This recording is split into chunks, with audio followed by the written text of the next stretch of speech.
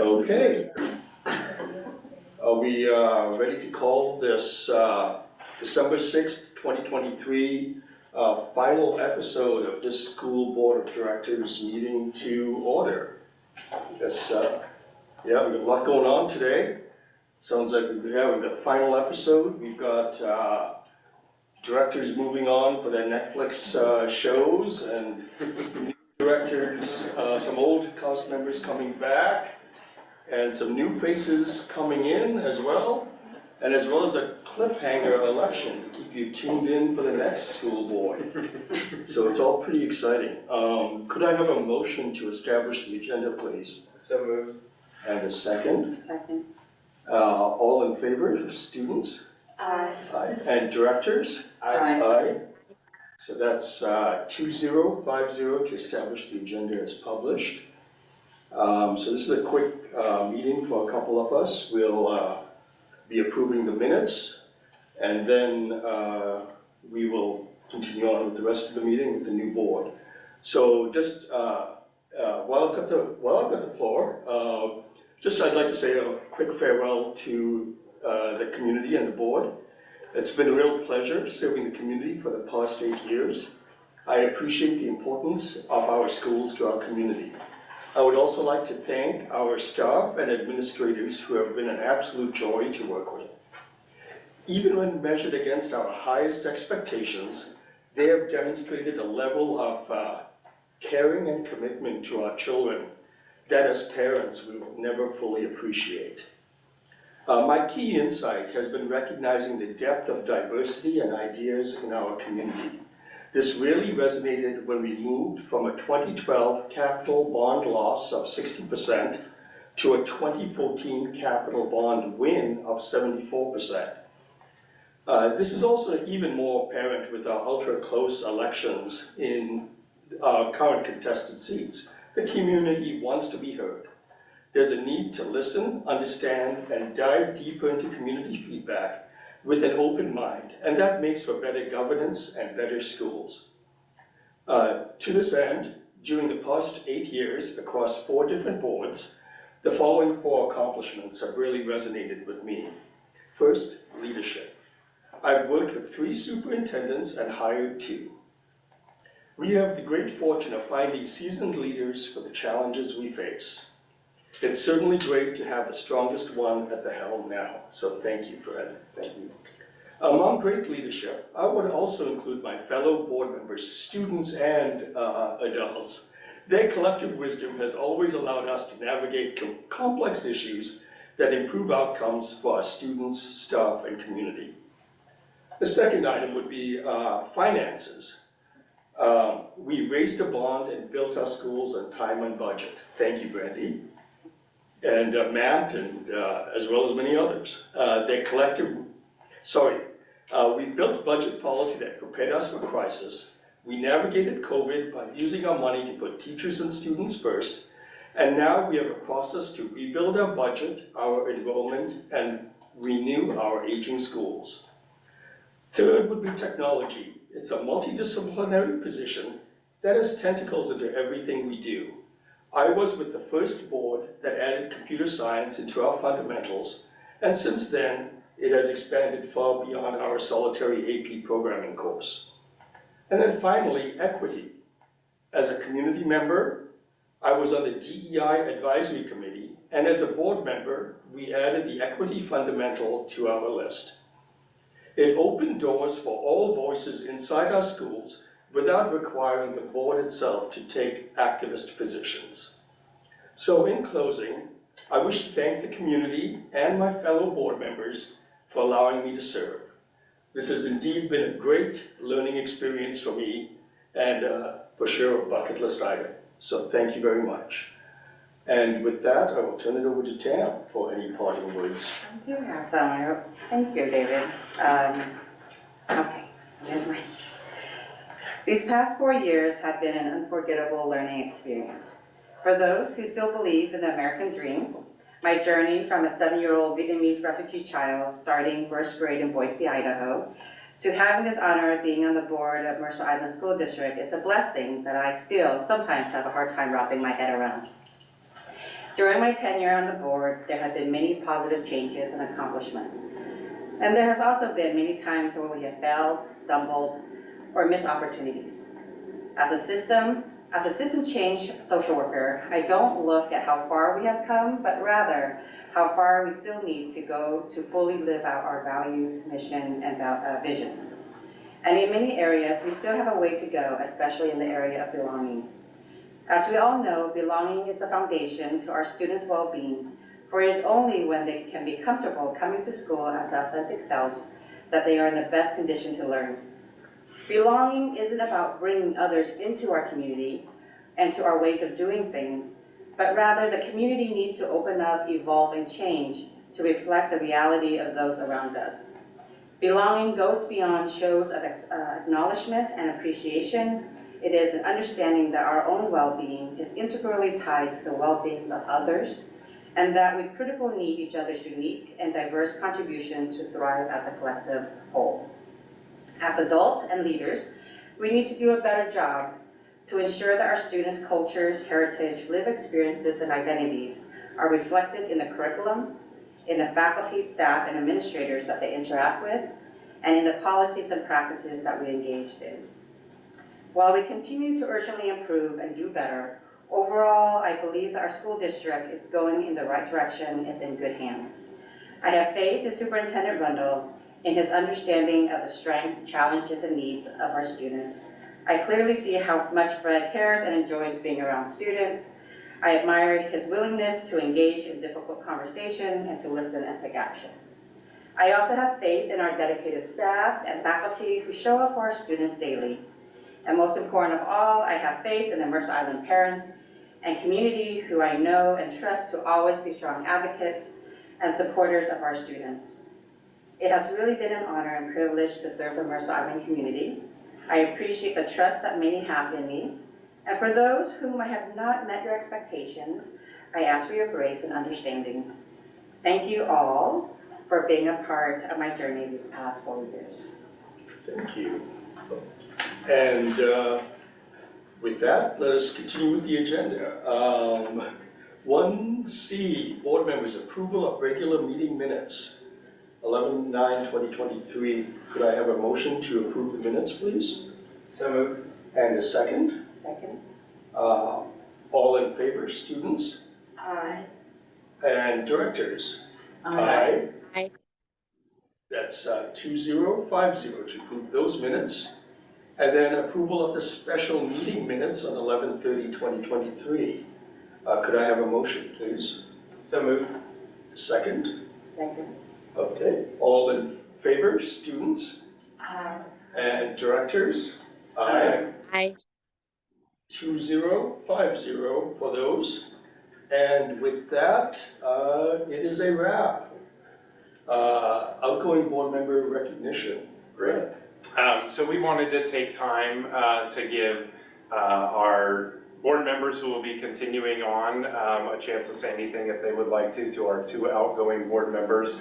And then we have some things as well. So students, I'll let you lead if you would like to, but you don't have to if you haven't prepared something, but give you a chance first. We haven't prepared anything, but it's just been really great to work with you guys the past year and a half. It's been really nice. I admire that both of you guys each have things that you're really passionate about, and it's nice to see as students that directive and what you guys care about has, like, we can feel it as students, and it's really great.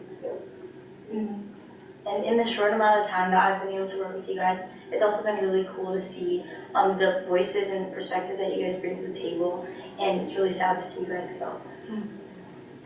Thank you. Maggie Ty?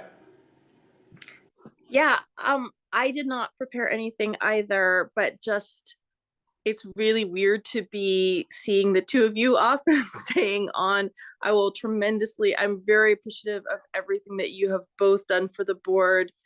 I'm really going to miss both of your knowledge and perspectives and hard work, and really wish you well in all your many busy future endeavors. And it's going to be it will not be the same board. I'm sure it will be great, but yeah, thank you for everything. Thank you. Deborah. Thank you. I didn't prepare anything either, but I've been thinking about it. And just with, I mean, I can talk to you guys both together, but, you know, it really has been a pleasure to serve with both of you. I think that, I think the best part of our board is the different perspectives that people bring and the almost always safe space to share that in. I think that we learn from each other. I think that we challenge each other, and I think that our community is better off for it. So I will always keep your words and perspectives in my head when making decisions moving forward. I hope that, I wish you both very well. I know that neither one of you is going far, so I imagine that you'll be called upon. And really just, you know, it's hard to explain being in a role like this in a community like ours. You know, small community, everyone cares so much. We're all here for our kids, and that is, it's a privilege and it's daunting. And you two have handled it with grace. I hope to continue doing it with grace so that you guys can be proud of where we go. Just thank you for your dedication to our community. Just thank you for your dedication. It's a huge time commitment that is very much appreciated. Thank you. Like Deborah, I didn't prepare anything, but I did give it some thought. So This is really bad news for my class. So- They prepared. Very what was that? You're all doing great. For Tam, I think one of the things that I really think of when I think of your time on the board that we've overlapped is what it really means to consider other people's perspectives and to not just talk about empathy, but in the way that you behave to live empathetically and with grace and joy and sympathy. And I think that warmth I will miss, and that I think focus, and then how that can be then manifested in a systemic way that we implement that can go forward and make us a better district. David, for you, when I think about your time on the board, I think one of our first conversations you shared that you biked across the country. I'm a cyclist, but I have not biked across the country, and I thought of the mindset of someone who does that, and both the experiences and the range of people and communities that you encounter. Then also I think the long-termism and like the importance of being persistent and keeping your focus on a longer-term vision, and having a mild manner and focus on that in order to leave a legacy and to have systemic change. And thank you for that. And the board and the district has been better by it. Thank you. And so we have a couple of things for both of you.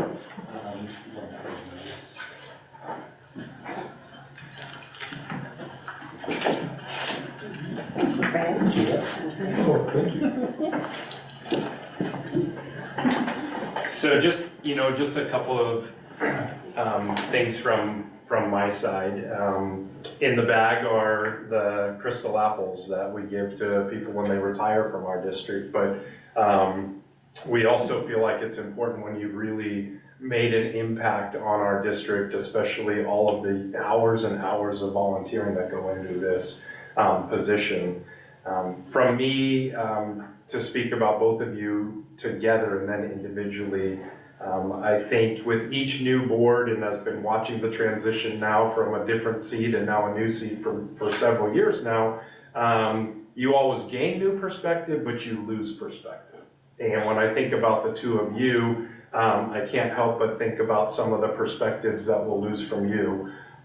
Tam, thinking about higher ed, and you always having that perspective of where do these students go next? And you live in that world, and that bringing us back to, no, this is the way that it really is. And I think that will be something that we're gonna miss in our next board for sure, and maybe several boards to come on that without question. I think you've also been able to articulate, as you opened with the American dream, of where you came from and that journey and what that can look like for students on Mercer Island or wherever they might be. And David, the perspective for you of thinking about, where you don't have students in the district any longer, but you have had a very long tenure in the district as a parent, having sent all of your kids through the schools and so there's a certain amount of history. We're a fairly young board as it is in terms of the number of years that you have all served. When I think about some of your colleagues who are on their 5th term or even more, 8 is you're the longest standing board member right now, so I think there's that piece. I think there's also, as you had mentioned, around computer science and STEM and thinking about, the world beyond, not just from a social perspective, but the workforce and what are the skills, what are the knowledge, skills, and dispositions that we're gonna need to prepare our students for. I can remember, Tam, the first board meeting, you had your family here, and you were wearing your red Vietnamese, give me the name, please. Okay. Thank you. And that was a big moment, I remember, in your boys, and now I get to watch them grow up. And the fortunate piece to that is they're still in the system, so being able to see you. But David, I've known your kids since they were in elementary school. I've known you during my entire tenure in the district. And knowing that your kids aren't here, that connectivity may be different, but I hope that it can continue. So the plants that we got you, they're cacti, not in any symbolism for the cacti and being prickly or anything like that. But I was thinking about a couple of things. First off, I was thinking about a rhododendron since it represented Washington, but then I would be saddling you with having to plant a rhododendron in the middle of the winter, and I don't want to add to your plates.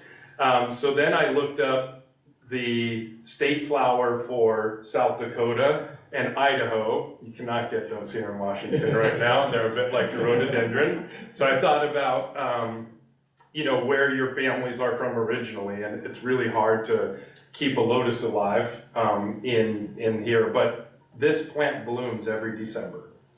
And you were sworn in December and you're exiting in December. And so hopefully it will bloom each December, and when it does, you think about your time on the board and the impact you've had. So thank you both for all your time. Thank you very much. Yeah. I just thought you knew that I couldn't keep plant alive.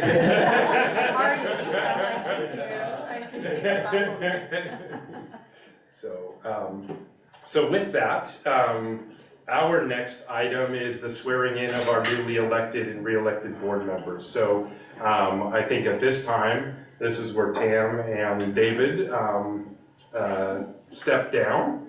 And then we're gonna start with position number 1, which is Christina Martinez. And so as soon as they step down, Christina, you'll join me up here and we'll do the swearing in. Then when we're done with that, we will do position number 3, and that's with Director Tucker, who's continuing on in her 2nd term with our board. And then we're going to take a quick recess. Director Glowitz will be moving from Vice President to Interim President, and he will facilitate the rest of our meeting today. And we'll move on, but we'll have a quick reception as well. So, board member-elect, for the last time with that, Martinez, come on up.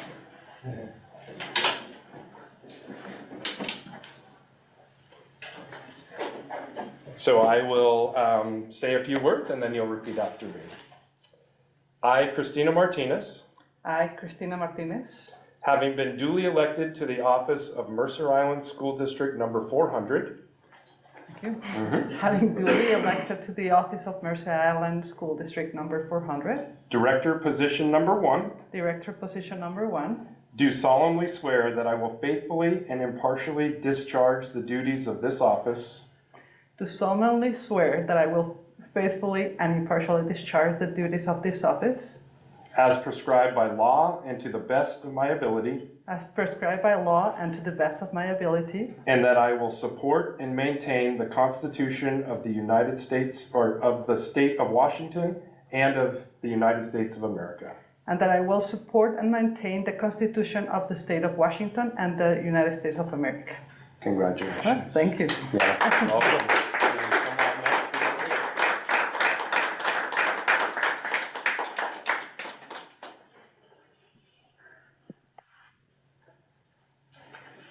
And now for our first ever Zoom swearing in, but it is legal, I checked. Director Tucker. Oh, yeah. I, Maggie Ty Tucker, I, Maggie Ty Tucker, having been duly elected to the office of Mercer Island School District number 400, having been duly elected to the office of Mercer Island School District number 400, Director position number 3, Director position number 3, do solemnly swear that I will faithfully and impartially discharge the duties of this office do solemnly swear that I will faithfully and impartially discharge the duties of this office as prescribed by law and to the best of my ability, as prescribed by law and to the best of my ability, and that I will support and maintain the Constitution of the State of Washington and of the United States of America. and that I will support and maintain the Constitution of the State of Washington and of the United States of America. Congratulations on to your second term. Thank you.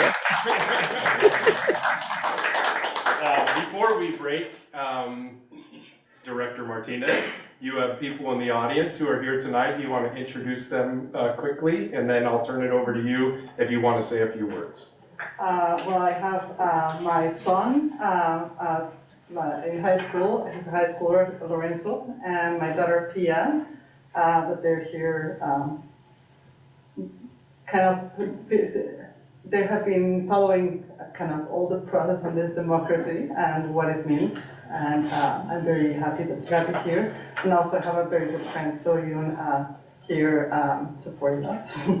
So thank you for coming. Yes. Anything else you want to share? You don't have to, but want to make sure you have the floor if you'd like it. I would like to say to Tam and David that I have worked with you in different places, and I have admired your leadership, and just want to thank you for all the work that you have done, because I know that it's not easy. So just wanted to appreciate that. Okay. Awesome. So I will turn it over to Director Glowitz to take us into recess, and then you'll assume the role of president to bring us back out. Okay, since I'm first time doing this, do we need a vote to go into recess? Nope, you I can didn't just think call so. it at a That's time. what I thought. Let's move into That's what I'm here recess for 15 minutes, is that what we I were? think so. 15 minutes, and it's 5:22. All right. I just can't see. That's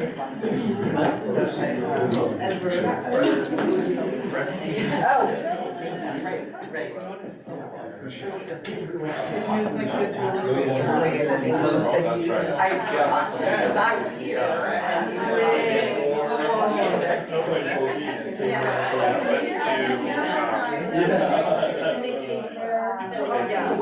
Oh, David did. Oh, yeah. Oh, look at that. Brenda, how are you? Good to see you. Good to see you too. What? They show out. Oh, yeah, that's right. We're not having an opener? It will be nice. Look at this one. There should be one in there.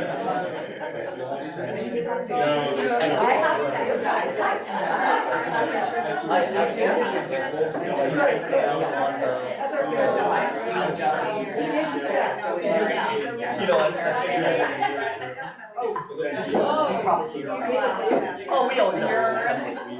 No.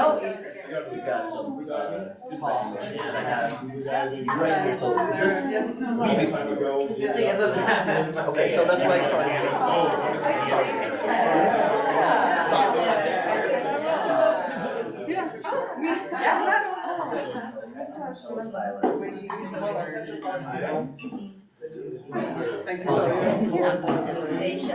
That's the Today Show host.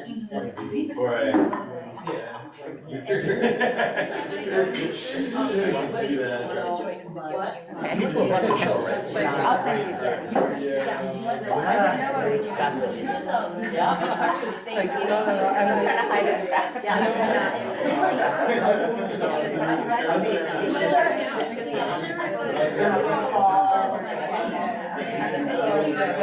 Yes, you've never seen him before, I'm not. Do you want to read that?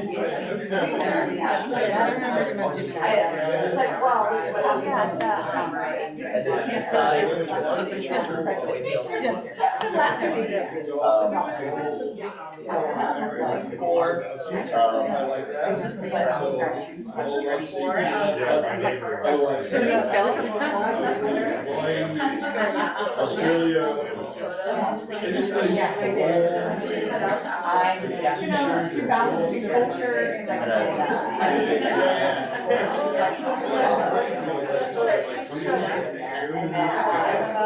Does that work? No worries. It's great. I had to put it in glass because then I can leave it up there for longer. Because.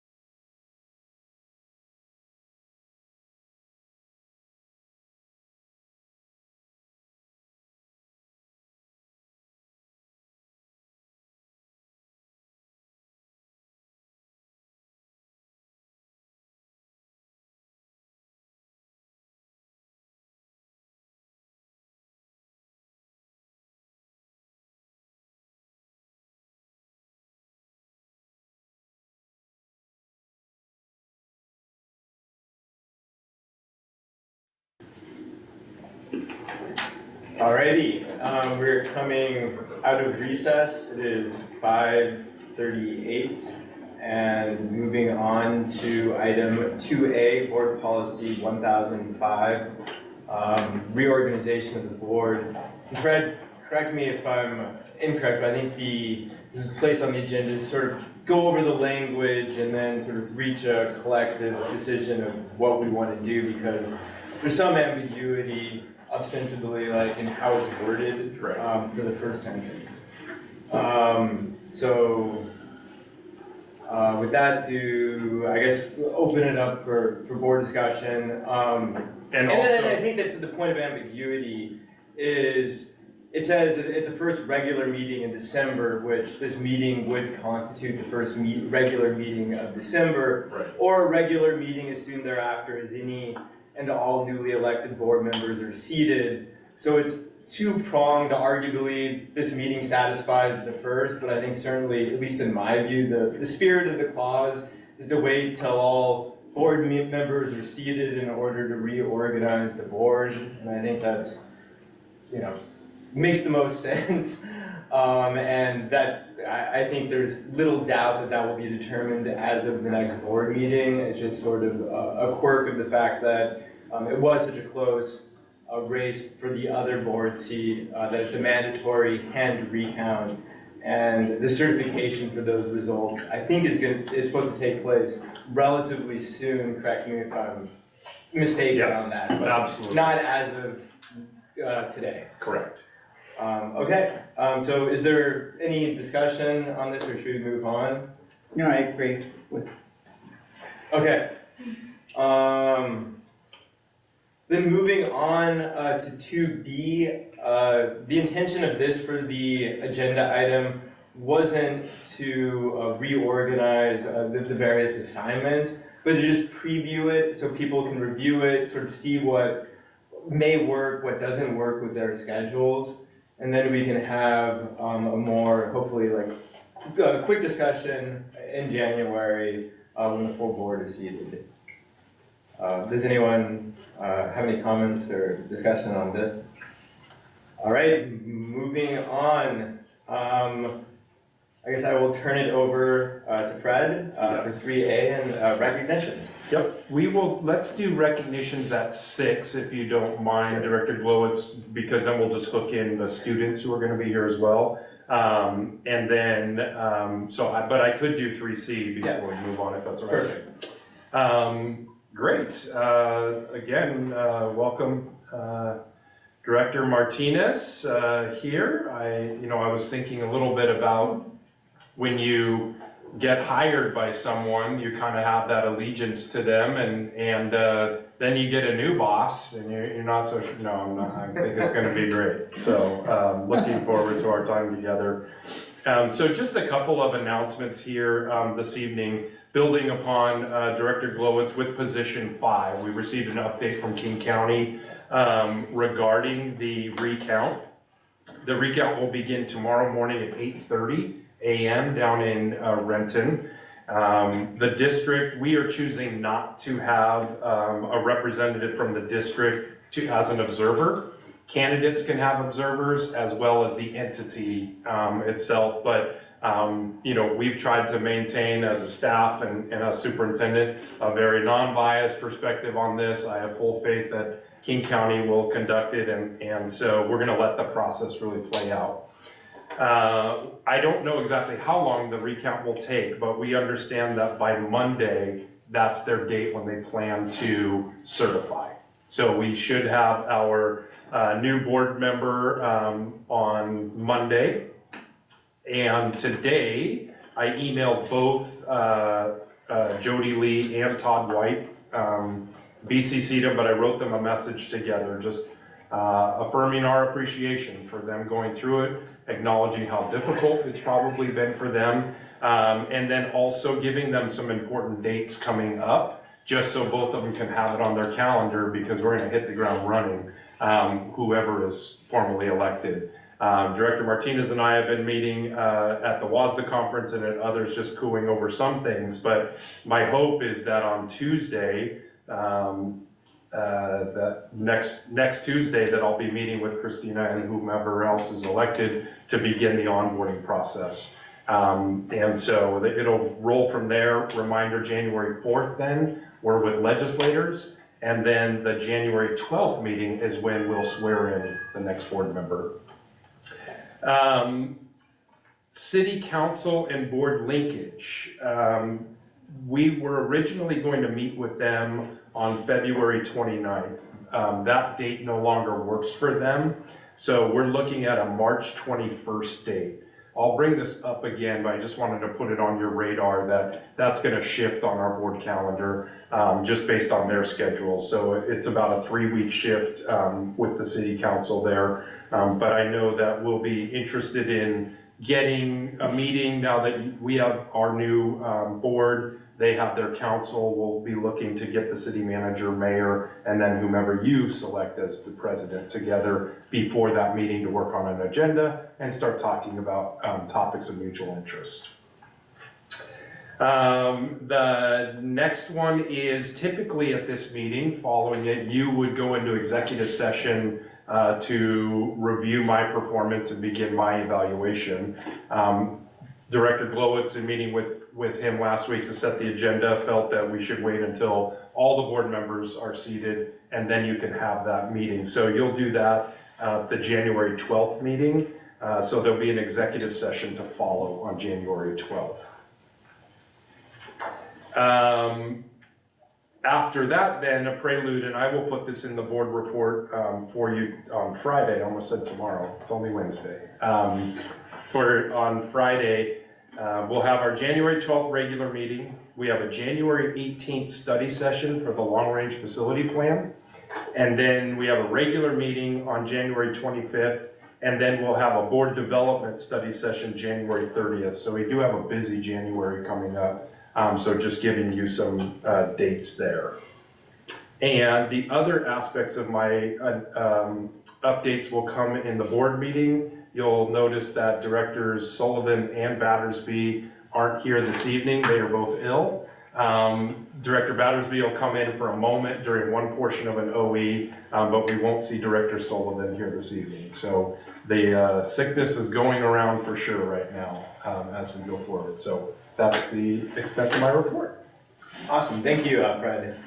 Moving on to item 4A. Ava and Asha, would you like to deliver the students your report? Yeah, so we had our SSA meeting today, so a bit of this is on the fly, but Ava's gonna get us started with elementary school. Okay, so with the holiday season coming up, West Mercer, they celebrated Diwali with art and drawings, and there's definitely been a lot of education about inclusivity in like the different holidays of different cultures. And then there was also a We Are Islanders Belonging campaign seen throughout the elementary schools, most notably West Mercer. And West Mercer has had, I think, 2 assemblies so far, centered around belonging, which is obviously our district focus this year. And the MIHS band has come to the West Mercer, and this morning the drill team came to West Mercer to perform. And it's all about like showing that everyone belongs and showing that everyone like can have a place to fit in. And then Northwood also had a band concert on November 29th, and it was 3rd through 5th graders, and so that's great to see like the music and extracurriculars in the younger children. And then there's also this evening, there's a culture fair at West Mercer at 7 p.m. So that's really cool to see more inclusivity with cultures. And there's also a talent show and wrestling, so which is cool at the elementary school. Yeah. So at the middle school, the drama program is going to be putting on The Little Mermaid. There's also a winter coat drive going on right now at the middle school. Also before break, something to encourage belonging that they're doing at the middle school is they're having a flag football tournament hosted during lunch, and that will be for student engagement. Tomorrow's Thursday. So tomorrow the high school drama program is going to visit the middle school improv and drama classes during the day to kind of like teach them and kind of show them what they've been working on. The annual Reflections Art Competition has just wrapped up submissions, so in the spring, they'll be coming out with the results. The middle school orchestra came to the high school to perform and play for the high school orchestra students today. And the band and orchestra went on their annual field trip to go ice skating in the Seattle Center, which is really fun every year. And just to note, after break was the start of second semester for them, so all of their classes switched and they're getting used to that. And then now, moving on to the high school. So as break comes up, where a lot of us are wrapping up units and projects, so definitely a lot of tests, really busy time. And some highlights in like education, in the curriculum, are Jane Stafford's Poetry Out Loud unit, which is basically helping students get outside of their comfort zone and discuss poetry. And the personal finance class has also been having guest speakers come in and talk about their different professions. And they also had some parents, volunteers come in and do mock interviews, which is really unique. And then also all the AP stat classes, so AP statistics, have been conducting their own surveys and like going around lunch and then asking for data for students to analyze later in class, which is super unique as well. And then also the band returned from Macy's, as we all know, which is super exciting. We have a few photos. Yeah. And they performed on the Today Show in Central Park and in the parade. And there was also, the trip involved a lot of sightseeing. And here we're at Ellis Island. And the students also went to a Broadway show and got to see Times Square. And this is students in Central Park, which is so fun. And the performance was really cool, getting to see a lot of different alum. And then this was on the Today Show, so being able to meet the anchors and see the audience and see the behind the scenes, all the camera work. Oh, and there's Mr. Wold with a couple leadership students waiting to go onto the Today Show. Super cold, so yes. And then this is the band, which is around like 200 plus students. Getting into in Times Square was a struggle with all those people. Yeah. And then this was the band after the parade, taking a photo, and it was a nice sunny day. And then this picture of Mr. Wold is a great depiction of the exhaustion throughout the trip. So like we had wake up times ranging from 1:30 a.m. to like 7 a.m. So yeah, it was crazy. Having breakfast at 4 a.m. was definitely an experience. And as a student that went on the trip, I got to talk to a lot of other students, and a lot of people thought it was a great experience. And like the people who made it happen, like Jen McClellan and the band directors, and also like the Students on Broadway organization that partnered with us, really made it a great trip. And it was definitely really cool, especially for people who haven't been to New York. And yeah, really fun experience. And then, yeah, we'll continue. So that was great, Ava. Thank you. The International Entrepreneurship class at the high school has been running the tree lot this year in tandem with the Mercer Island Youth and Family Services, and they'll be splitting those profits. And they've really turned it into a really great community event. They've invited local businesses to come and sell stuff. They're selling blankets, hot cocoa, coffee, ornaments. So they've really expanded what it used to look like and what it's like now. This weekend is the last weekend to buy Christmas trees, so if you don't have a tree, go buy it this weekend. Our radio program recently won 3 awards at the annual John Dury Broadcasting Awards in Chicago, and that was really exciting, and we got a lot of media coverage from that. Our Black Student Union went to an HBCU college fair in Seattle, and this was the first time that we've done something like that, so that was a great opportunity for them. And that's part of that College and Career Readiness Center that we've been talking about a lot. It's been wonderful for students and so many resources. The ASB class is hosting a holiday toy drive, and you can donate in the front office. And then there's been a Spirit Week this week to kind of acknowledge that we're close to winter break, and it's been the start of winter sports, which is boys and girls basketball, gymnastics, wrestling, flag football, and co-ed ultimate frisbee. Yeah, so that's kind of it. There has been a lot of sickness going around the school, and that's just an area of concern in a lot of tests before break. But overall, students are really excited for a holiday break.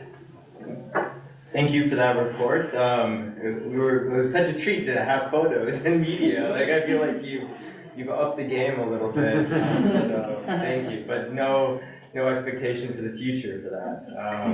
Thanks. If I could just add on to the Macy's Day just for a moment, I tried to capture this a little bit in my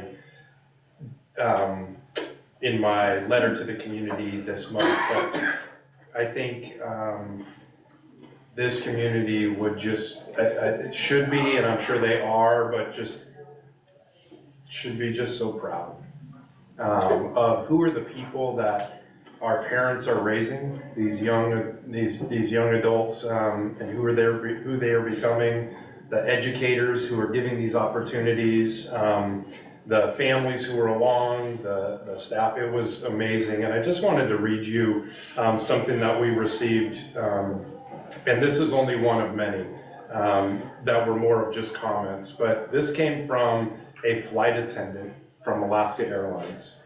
Said, I had the pleasure and honor to be working one of the flights on November 19th that transported the MIHS band members and chaperones to Newark. The chaperones showed such care, kindness, and respect, not only to the kids, but also to our crew members.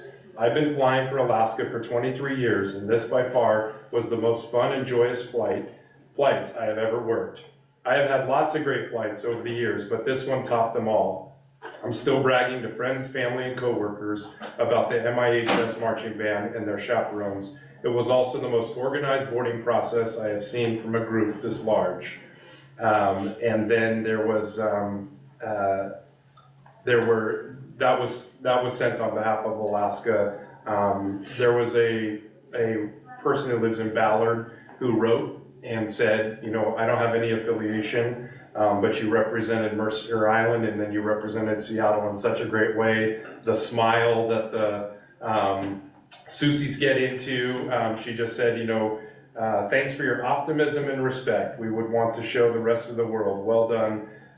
We were still talking about your team days later. And so there were, you know, we received some of these, and it's the students, it's the opportunities that our staff is providing and our families supporting. I was just honored to be a small part of it, but it was an amazing experience.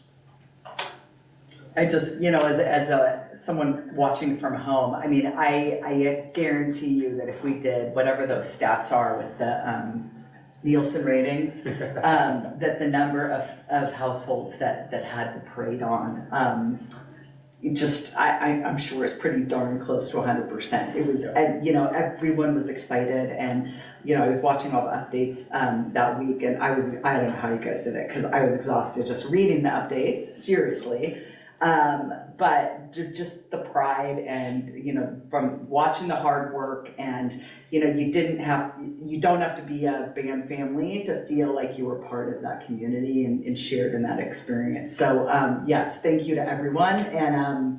And you know, I've told some people this story, and I'm not going to share the whole story, but you know, a few of us, we were band students in high school in the 80s and got this idea that, hey, we want to do that. We saw a high school marching in the Thanksgiving Day Parade and convinced Mr. Bentley, who was either first or second year teacher, to let us do you know, this application. And it's what, you know, we didn't get it then, but it's what started off this whole process. And so it's just super fun. Even thinking back, someone said, oh, it was student led. I was like, oh yeah, you're right. It was student led. We were doing it back then. So the opportunities and the leadership that the band and frankly all of our activities in sports and curriculum provides for our students. But you know, the band is the pride of the island, and has been for a long time, and I know will continue to be. So we're proud of you guys, and thank you to everyone who participated, and thanks for bringing us along for the ride too. It was really special. Yeah, if I could echo that, last night I was at the middle school band performance, and my wife mentioned next to me, who sitting next to me like during a pause, said, you know, making music together is one of the most beautiful things that humans do. And it's true. I think like in a time and an age where there can be a lot of negativity, just hearing music played collectively, I mean, particularly by a large group, is inspiring and beautiful. And so I'm glad that our band was able to participate that and represent our community so well. Should we go on to recognition, or a few more minutes, and then do we want to do We the? have 2/3. Do we want to do the financial, Sure. or like kick that? I wasn't sure. I With can- Matt being. Yep, I'm prepared to do a financial report, and then if there are any questions, we can pick it back up in January, or I can even address it there, but I'm prepared to give that report. Then let's go ahead and. So for B, Andrews, if you'll bring up the dashboard, please.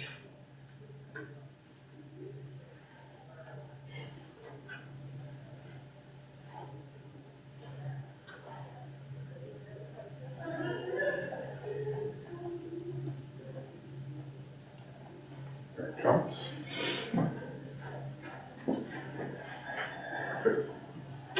So just a couple of things that I'd like to highlight. Remembering that this December meeting, because it's our only meeting of the month, you'll get in January both November and December. So this is capturing back to October. At that point, we were just a little over 16% through our fiscal year, and that's kind of right on the top. What I like to do is then take a look at the farthest column on the right, and then down to that 16.4%. That's the percent of our budget in terms of our expenditures. So we've almost expended exactly the same amount as we are in the year. So we're right on track with our spending.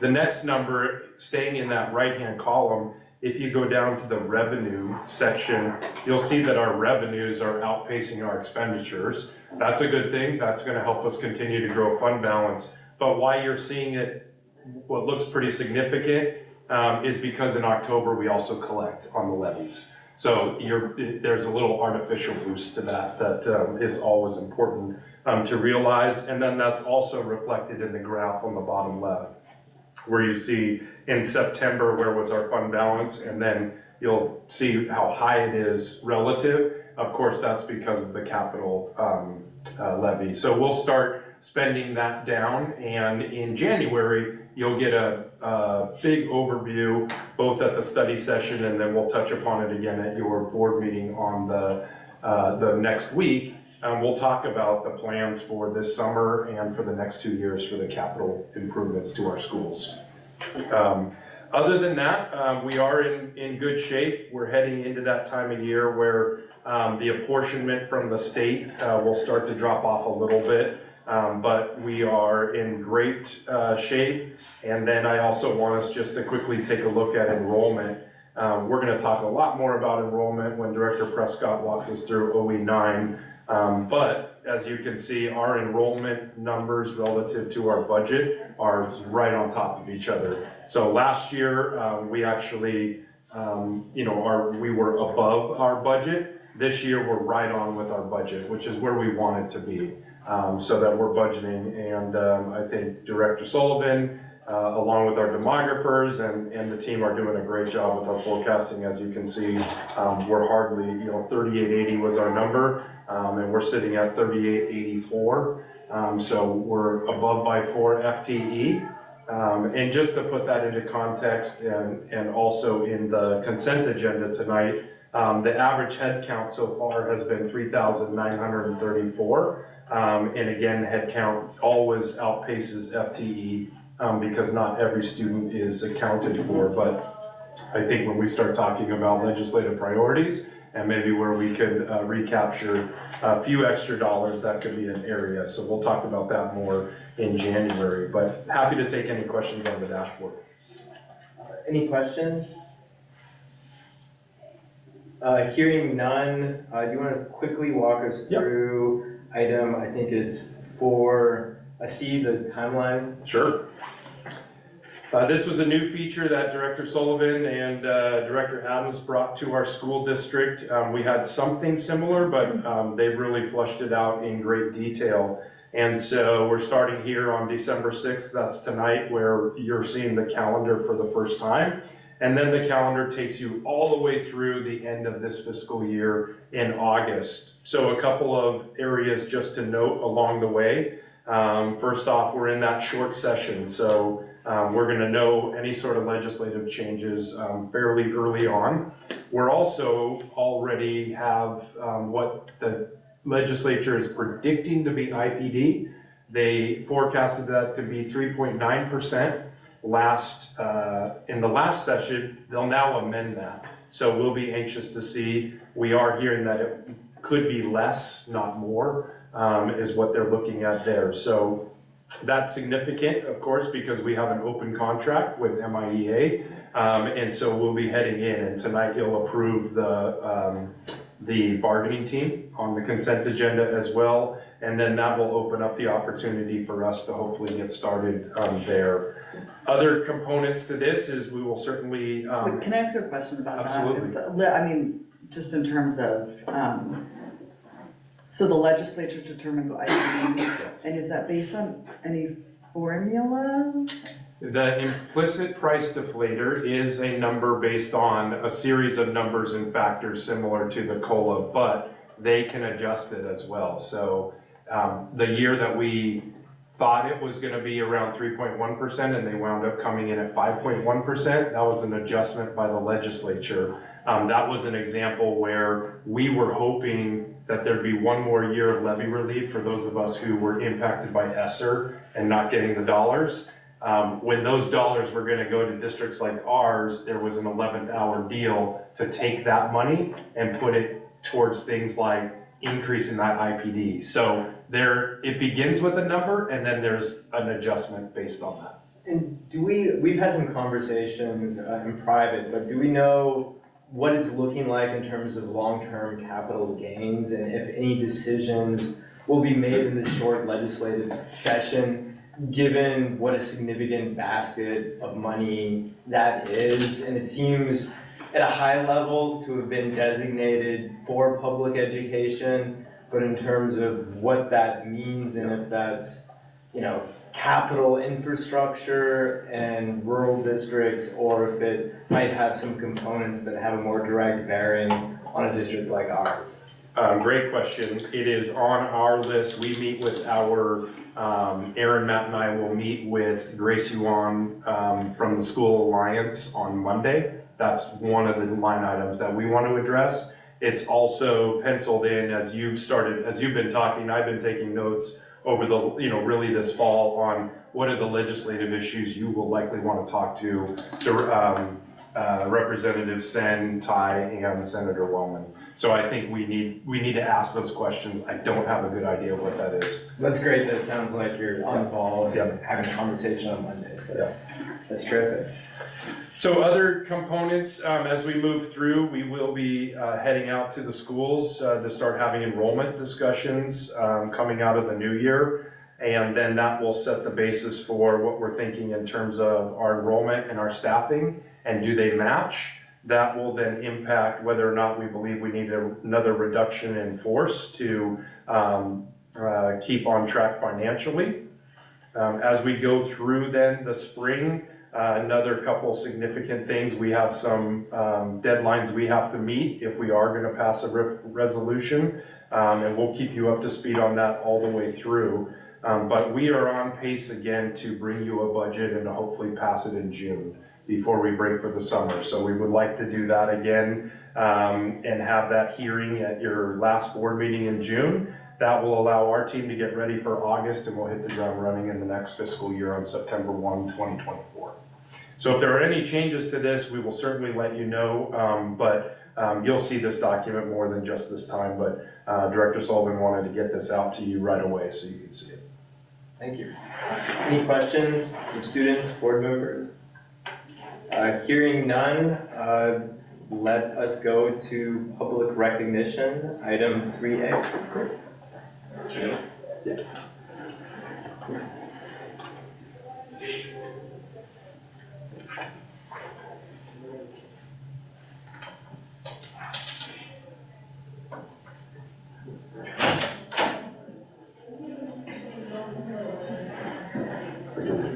Swimming first or just cross country? Swimming's gonna be postponed. Come on in. Thank you. Right on. Just stand there. Where would you like us? Right there in front. Front and center, Miss Amy. So funny, I thought the swimmers were gonna be here too. I know, there's a few of them who are not in town because they're competing out of state right now, so they're gonna come to our next board meeting. Fair enough. Yeah, so welcome in. It's been a great,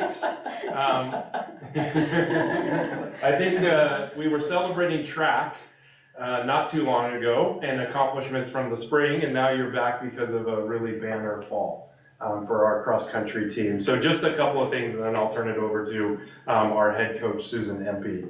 But I think a couple things that are really significant and impressive is that first is that both our boys and our girls teams were competing at state this year, and both finished, I believe, in the top 10. And so I think it's 2015 when the last time we had both boys and girls represented at state.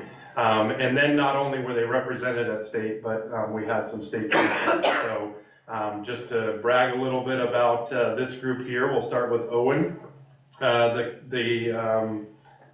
Owen was, I read the paper and now I've got the details here, but I did run cross country. I never won a race. So I don't know what it's really like to be you, but it sounds like you were hanging with the pack. And I know when you're in running, you get to know the other athletes very well. And so you knew exactly who was around you. But it was really at the end and how you use that, the end of the race, especially the kick, to really power through and bring home a state title for yourself and propel our boys team to do so well. And then we have two sisters who I'm sure there's a little bit of rivalry there, but we have Sophia and Victoria Rodriguez, and they finished 1 and 2 this year for our state champions, and I believe both of you finished in that same, was it a Kinko? Were you also 1 and 2 at Kinko? And Owen, were you 1 or 2 at Kinko? 1 at Kinko. 1 at Kinko as well, and so Kinko always proves to be one of the toughest conferences, and so you really know what you're going to be up against, but you never know who else is coming in from the state. But super proud of all of you. Sophia finishing in a mark of 17 minutes, 21 seconds. And then Victoria, 17 minutes, 36 seconds. And Owen, 15 minutes, 19 seconds. So Susan, I'll turn it over to you to brag a little bit more. I love that picture.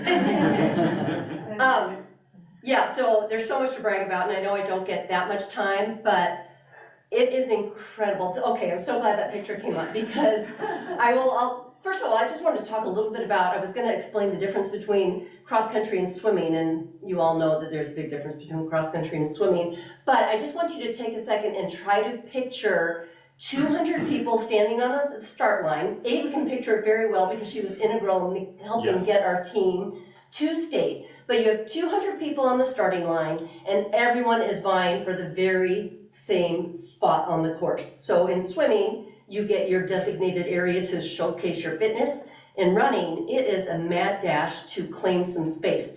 And I brought a little show and tell. I brought sharp spikes. This is what's in the bottom of everyone's shoes. So not only are you racing 200 people, but you are racing people with these very sharp spikes. So it's kind of a brutal sport, and then everyone's vying to become number 1 or number 2. It's been a month, and I'm still blown away by the fact that we had 3 Mercer Islanders be on the top of the podium. That is, I looked back several years, and I could not find another time where one school had both state champions. So that was incredible, just overall. But that picture that was just up there, I'll talk about the boys' race. Owen totally set the tone for that race. It is super abnormal to have somebody smiling with these stakes. It's so crazy, but like this is just his personality. He's running relaxed, he's still running fast. Vince, who is right to his right, is a fierce but friendly competitor. And the great thing about fans of running is that we get to see another year and a half of the two of them go head to head. And like you said, Fred, they ran in a pack for a little while, some more relaxed than others, but it was at the very end, about 800 to go, where Owen kind of tightened the screws and just went for it. And I love that picture too. So that is when Owens decided it's time to get serious, and I'm going for it. I'm gonna put the nail in the coffin. And Vince doesn't have this, he's got a little of the pain face, which is fair, and Owen is just all game on. And it was an incredible race. And his dad and I were kind of at a spot where we could not see the finish, but you're watching on your phone to see who wins, and euphoric like cheers when we saw that Owen crossed the finish line first. So that was incredible. On the flip side, we've got the girls race, and I will say, just a little background, I think it's fantastic coaching that the two of them are as fast as they are. Oh, absolutely. I mean, it's just, I'd like to say that I take full credit. In actuality, I will tell you, there was an email that came to me in the middle of August, and my husband ran to the room where I was when I read this email, because there was this kind of squeal that came out of me. And he's like, "Are you okay, Susan?" I'm like, "I'm more than okay." I learned that this family was moving to Washington and learned that they were as good as they are. Did not know that they'd live up to the hype of what was discussed before they came. In fact, I remember doing some goal setting with both girls, the whole team, at the beginning of the year, and it was so sweet that, Sophia was saying, "Well, my goal is to win Kinko," and I'm like, "Fair," and my goal is to win district, and I'm like, okay, and then she's like, "And then I want to win state," and that's when I was like, "Oh, honey, that's so sweet, but that's so naive. You don't do that as a freshman." And it turns out she is sweet, but she's not naive. I was the naive one, and so it's been fantastic to watch the two of them this season, because they have done so much for not just the girls team, but the boys and the girls team, because they do the workouts with the boys, and I tell you, it forces our boys to run faster when they've got two really fast girls training. And I just want to say one last thing. Victoria moving here as a junior, she has, from my perspective, seamlessly integrated into the school, and I think that's got to be a really tough time to transfer. And her contribution to our team from a leadership standpoint and from just her speed standpoint is amazing. And then obviously Sophia's speed and her just sparkling personality, they've been just huge assets to our whole program. So it's a little bit of coaching, but it's basically a lot of talent and a lot of hard work, a lot of talent and a lot of hard work. And they've done so much for our program. It's amazing. And then I will finish, but I will say Sophia is heading off tomorrow to go compete at Foot Locker Nationals, which is incredible. And she's one of two freshmen that have made that race. And she's the only freshman from Washington to ever qualify for that race. So her season's not quite done. She's got one more big race, but that's pretty great. She's an awesome representative from Mercer Island, and we should all be proud. I'm proud. So now I'm done talking. Do you guys want to say anything? Thank you for having us. Yeah, thank you. Super cool. Absolutely. Thanks for representing our school district so well. And I know it's in the classroom as well as in your school, but also, of course, out on the race course. So congratulations. We'll do a picture up here and bring the board around.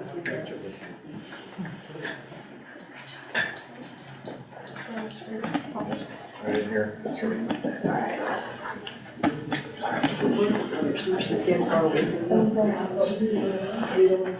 You don't want to. Well, what? We're not that fast. Actually. Yeah, mine are in this clean. All right, either mine. 3, 2, 1. 3, 2, 1. 3, 2, 1. Parents? Come closer.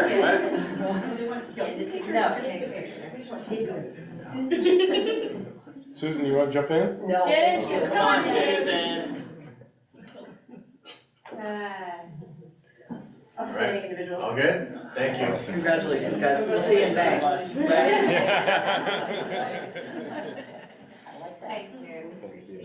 Thanks, guys. Should we ask them why they chose Marshall? We'll find out later in OE9. Right, exactly. That was. Yeah.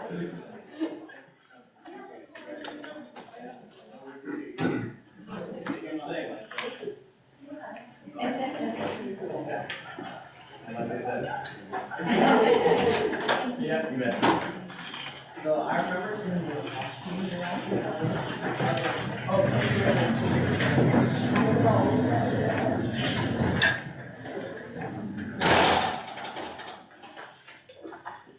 That was great. Moving on, for any public comment, I believe, at least in the beginning of the meeting, there was no public comment. Has there been in the interim? Okay, so we can skip ahead then to the enrollment update, item 4D.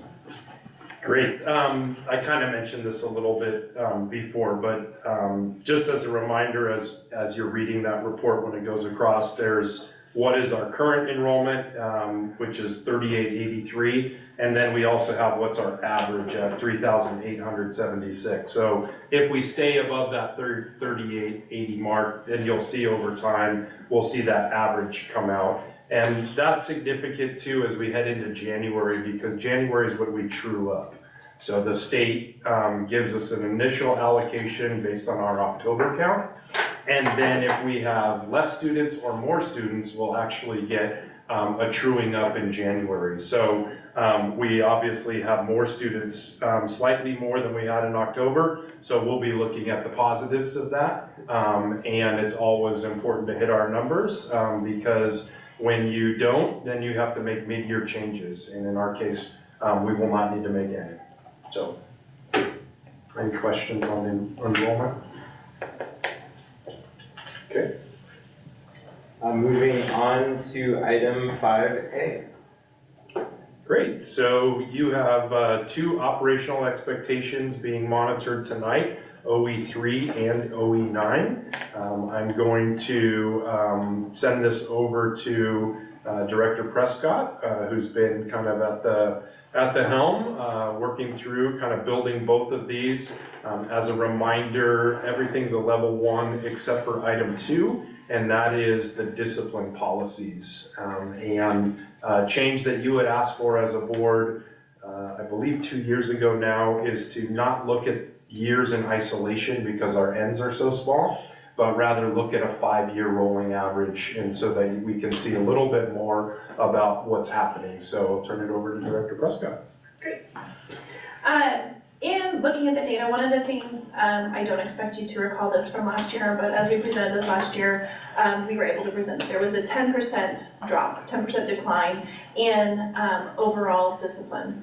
And we see that another 10% drop in this 5-year cohort. So we had a 5-year cohort, then we've sunsetted a year, added a year, and we're seeing another 10% drop. So the good news is that we're seeing a decline in discipline referrals. And one of the reasons that we attribute to that is the shift in expectations and in the law that said, in order to institute any kind of discipline and exclusion from the classroom, there are multiple attempts that need to be made prior to excluding that student. And so our staff are amazing at working to find new ways to deal with interruptions or behaviors or things like that. It's constantly learning and growing in those ways. But they're really working with students proactively to prevent things from bubbling up, but also lots of in-classroom strategies to help reduce the number of times a student would be excluded. An exclusion is anything where a student's out of the classroom for 10 minutes or more. Not for a student who is receiving services in some way, but for disciplinary reasons. Anytime a student's out for 10 minutes or more, that's counted as an exclusion. When you look at the reasons, the offenses that lead the way for us, you'll see that there's the fighting, tussle, verbal confrontation, verbal threat of attack, and unsafe behavior. So that was 38 incidents over 5 years. is our leader there. You'll notice too that the grand totals, we had 158 incidents, and below that in the next chart, it shows the actions. Sometimes when there is an offense, there are multiple offenses combined in one. So for example, a student might be caught with alcohol and marijuana, or vaping and a verbal threat. And so the actions, the 142 number, represents the total number of actions taken, although the 158 is the number of actual offenses based on by category. You'll see a number of categories in which, for the action ordered for male, female, and non-binary, where our N is so small we can't count that. But I wanted to point out the difference in that 158 and 142. Just core changes that we look at other forms of discipline and corrective action, and the things that we look at are classroom exclusion, short-term suspension, long-term suspension, expulsion and emergency expulsion. We've had very few expulsions or emergency expulsions, and in general, our schools are safe, and issues that arise are being dealt with, and actions being taken. One thing on the emergency expulsion, next year, it will be changed to removal. There was a change in the state law where they're now using the term emergency removal, which just went into play for the start of this school year. And I think that's a positive piece. I think that word expulsion obviously comes with a lot of meaning, and the emergency removal still has to be converted to a type of suspension, but I think the language is a little probably more appropriate to what we're trying to do. Maggie Tai, looks like you have a comment. Yeah, I have a question actually. Do we track the number of incidents in which a classroom is evacuated, like the student remains behind, but the rest of the class is evacuated? So that's going to be part of OE9, the removal at classroom restraint and isolation, because that's really where we calculate the exclusion or the reverse evacuations. We don't track that by particular classroom and report that, but we do have, I can say that we had 13 elementary incidents last year, and I believe all but one of them were a reverse evacuation. Thank you. Yeah. One of the questions that I had, I think I've raised this in the past, but I forget the response, was for those that are substance abuse related, what effect does that have on students from like a record standpoint, to try to make sure that anything that might be viewed as punitive does not get in the way of students or like the concerned classmates, teachers, etc., offering appropriate support? Sure. So there's a couple different pieces to that. One, the number of short-term suspensions up there, oftentimes what happens when there is a drug or alcohol or substance abuse issue, there will be, let's say, a short-term suspension. So there's a 10-day suspension imposed. But in an effort to support getting students to treatment and support, we will say we'll hold 7 days or 8 days in abeyance. And for those 2 days that you are suspended, there's dedicated time to meet with our YFS drug and alcohol counselor, our mental health counselors, set up supports and follow-ups for whatever is needed to help the student with the issue that they're facing. And so it tries to incentivize them taking action for that help and get them back into school as quickly as possible, while also providing the support for the mental health pieces and substance pieces. Another piece would be when a student is in treatment. So something happened and they go into a more rigorous treatment process. We still provide the education and we coordinate with the facility. Sometimes they're then able to do the education there. Oftentimes we do what we call home hospital, where we coordinate, we have a staff member who coordinates with the placement, and they continue their education as they're able, perhaps with a reduction of courses, in an effort to bring them back to us when they are in a space if they can return. There are, depending on every circumstance, there are times that, if something happens, they will reflect, and at the end of a student's career, go back and look at their record. When we check for colleges and you apply, you say like, there's 3 options. It's I have had disciplinary action, I have not had disciplinary action, and the student, my district does not allow me to respond. And that's checked off by the counselor for each student, and by our district, we say we don't respond. And we do that for every student so that it is the same. There is no discrepancy or like an explanation. The discipline record stays with us. So it's only if there's something that occurs, and it wouldn't go to a college process, but if there's something in the legal system, that would happen with the legal system. But from our internal discipline, we don't convey that to schools or future employers. Good. I mean, that's what I was hoping to hear, that, I mean, there was nothing that would be reflected on the record. I mean, and the other, I mean, 2 weeks seems like a long time. I mean, thankfully, it sounds like that is not sort of standard operating protocol, that it's typically a couple days. But I guess a couple weeks absence, like particularly during junior year, for instance, or senior year of high school, depending on the period, could be difficult. Yeah, I will say over the last several years, there's been a lot of change in discipline in general and administration of it. To some, it's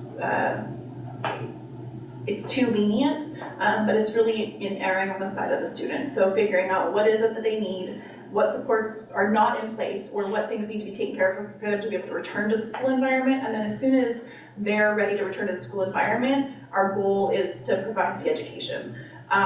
And so I think where it used to be a hard and fast, like there was a matrix and it was like, this was your offense, these are your days, check box, and you're done. I think there's a lot of work to provide additional supports. We've hired additional YFS counselors, mental health counselors, trying to get support to the students and get them back and engaged. Ava, Asha, do you have any questions, comments? No. Other board members? What's the policy on if law enforcement is brought in? The policy on if they're brought in. Or the factors, or? That, I feel like I'm 6 years removed, so I don't deal with it on a daily basis. I don't know if you talk to like Nick, Erica, and Lisa more about that. Yeah, I can. It used to be like based on the egregiousness or severity of the issue. Like if it was, a student was in danger, or medically needed support, or there were thoughts of distribution, things like that. But I can't speak. I haven't encountered that in 6 years. Yeah. We try to keep them as separate as possible. And so, and that's been consistent where, let's say our SRO comes in and says, Monday morning is when the SRO pretty much checks in with the admin team at the high school, did anything happen over the weekend? And, if there was an incident that needs to be shared with the administrators, if it's purely in the community or whatnot, it doesn't come into the school, but it is nice to know, we may need to support a student or whatnot. One of the examples that I oftentimes use, it's a little dated now, I think it even was before, I think it was when Principal Puckett was there, but I think maybe helps the community see how we work together. Art Munoz, who was the SRO at the time, I was in Vicky's office and we were talking, and someone came in and they reported that there were some students drinking in a car adjacent to the school during a school day, and Art was there. And so we brought that up. It was confirmed that that was happening, and Art said, look, you can deal with it and it will be just a school matter, or I'll go to deal with it, and then it's going to be a legal thing. And that we decided that the school would take that. So we didn't even bring the legal aspect into it. We handled it as a school, and we went through the process there. And so there is a reciprocity and a lot of conversation. I will say that the process going through, help me out, Director Lurie, when a juvenile diversion, because of budget cuts and because of loss of funding, the diversion program on Mercer Island has all but just gone away. And that's too bad, because that was really a great opportunity to do what Jamie just talked about, which is the same as abeyance for us, is the diversion there, and we don't have that right now. And I think that's a real loss. So not pitting that's not a city fault or whatnot, it's just some budget issues that I think we have to think about. But I will say that our SROs, Chief Holmes, and others are very cognizant about making sure that students are given every opportunity to learn and not be punished. Thank you. And so this item has been put on the agenda for first reading. Correct me if I'm wrong, Fred, but the thought behind that was just this comedy for waiting for the full board to approve, since so it does not appear that we're rushing forward with, even though I don't think these two are particularly controversial in terms of board voting, but for this matter of comedy, the thought was to put it on the consent agenda for the January meeting and to approve it then. So unless you have thoughts on that, then we'll move on to item 5B, OE9. Great. This one is one of the more in-depth OEs. It obviously has 20 subsections, and we have a number of level 2 reports here. And so Director Battersby, I see, has come onto the screen, who will be taking one of the elements, and then Director Prescott will be taking the others. So this is all about the communication and support that hopefully we're providing to you as a staff. So I'll turn it over, and we can start in on annual reporting to the board, the number of enrolled students who have left or chosen not to continue enrollment in the district. Great. We'll go to the next one, Andrews. So this is looking at students who, from February 1st of this year to September 7th of this year, and where they've gone, for those that we've been able to track down. So we have 126 students who have left our district, and we were able to get to most of them. You'll see that 9.5% of them we were unable to track down or reach. But we were able to find out for majority of the students where they've gone as a result. And the number one reason, over half of them, is because they've moved. They've physically moved off the island, whether it's to another area within the state, out of the state, or out of the country. You'll see those numbers broken down in a further slide. But more than half of our students have left us because they've moved. The next reason that they've withdrawn is to attend private school. So just over 28% of the 126 students that have left us moved to a private school. Go to the next one. For those that have moved to a private school, is there any, there's sort of natural grades that seems like you would see a higher concentration of that. Do we also see that reflected in the data? And if so, is that more from elementary to middle school, or middle school to high school, or sort of evenly spread? It's in here, and when we get to that slide, I can point that out. This is one of those slides where we said it's broken down by out of a new district in the state, moved out of the state, and moved out of the country. Next one. Here just shows a 4-year trend and showing over time grand total in the same period of time for each of these 4 school years, how many students have withdrawn. So you'll see that we have declined each year, this year with a pretty significant decline over, last year being over the year before, which was COVID. If a student never comes to Mercer Island and is always, what? Not in this data. Okay. Yep. Yeah, we do have that in the private school part that we'll get to in just a little bit. Just quickly on this, I think in a previous report, I believe in September, that we gave, just to give you some percentages, that 399 was just under 8% of our total students then who had left the district. The 391 was just just under as well. Then it dropped to 5.3, I believe, at that 255, and now we're all the way down to our lowest that we've had over time. I believe that's 3.2%, or so, if I recall. So the trend is in the right direction in terms of students who are leaving, but obviously there's things that we can continue to work on. But I think just one other piece to point out, because, you know, sometimes you hear narratives of like, oh, there's a mass exodus of kids at semester because of grades or things like that. But if you look at the data between semester 1 and semester 2, it's really the predominant number. They leave at the end of the year. It's when there's moving, it's when they're transitioning grades or schools or things like that. Do we know what the baseline was pre-COVID? Because 1920 would still be, right, like a year marked by the pandemic for when those decisions were made. What was it, you know, going back? I mean, just even the previous year. Director Glowitz, you are asking my memory to have some amazing numbers in it that is not pulling up, but we could totally find it out. So I'd just be curious with the baseline, right? It's because those 3 years, I think everyone recognizes it as abnormal. Yeah. So yeah. I actually had the same question. I think the historical data, because we hear this, you know, great migration away, to be able to, because there's always been plenty of Morse Island students that are attending private schools. So to know if that has changed or if that percentage has remained about the same or what it's doing. Yeah, we can go back and pull it. I just don't happen to know it.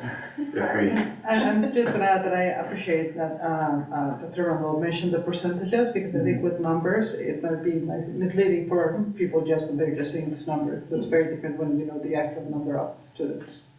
Yeah. Data. keep stalling, because I will have it to you in 1 second. Here it is. Found it. It was, it's loading. Pre-pandemic, because we went back to that year. And it was, it was 4.5% the year before COVID. So it went 4.5, then it went to 7, or 7.7, then to 7, then to 5.3, then to 3.2. And do we have any more historical data on that? Oh, we could pull it all the way back, absolutely. When we gave this to you in September, we only went back to 1 year before COVID, but absolutely. I'd just be curious, I mean, even in five-year increments, just to see the historical. Sure. Would be. Okay. Then this shows new enrollments. So Director Glowitz, you had asked, I think, where students are coming and going, like at certain grade levels. So the blue represents the new enrollments. So students who were not with us in 22-23 and are now with us in 23-24, they're represented in blue. Those who were with us for 22-23 and are no longer with us for 23-24 are in red. So you'll see like 6th grade, well, 1st grade, a big bump following kindergarten. There's a bump in 6th grade, that natural transition between elementary and middle.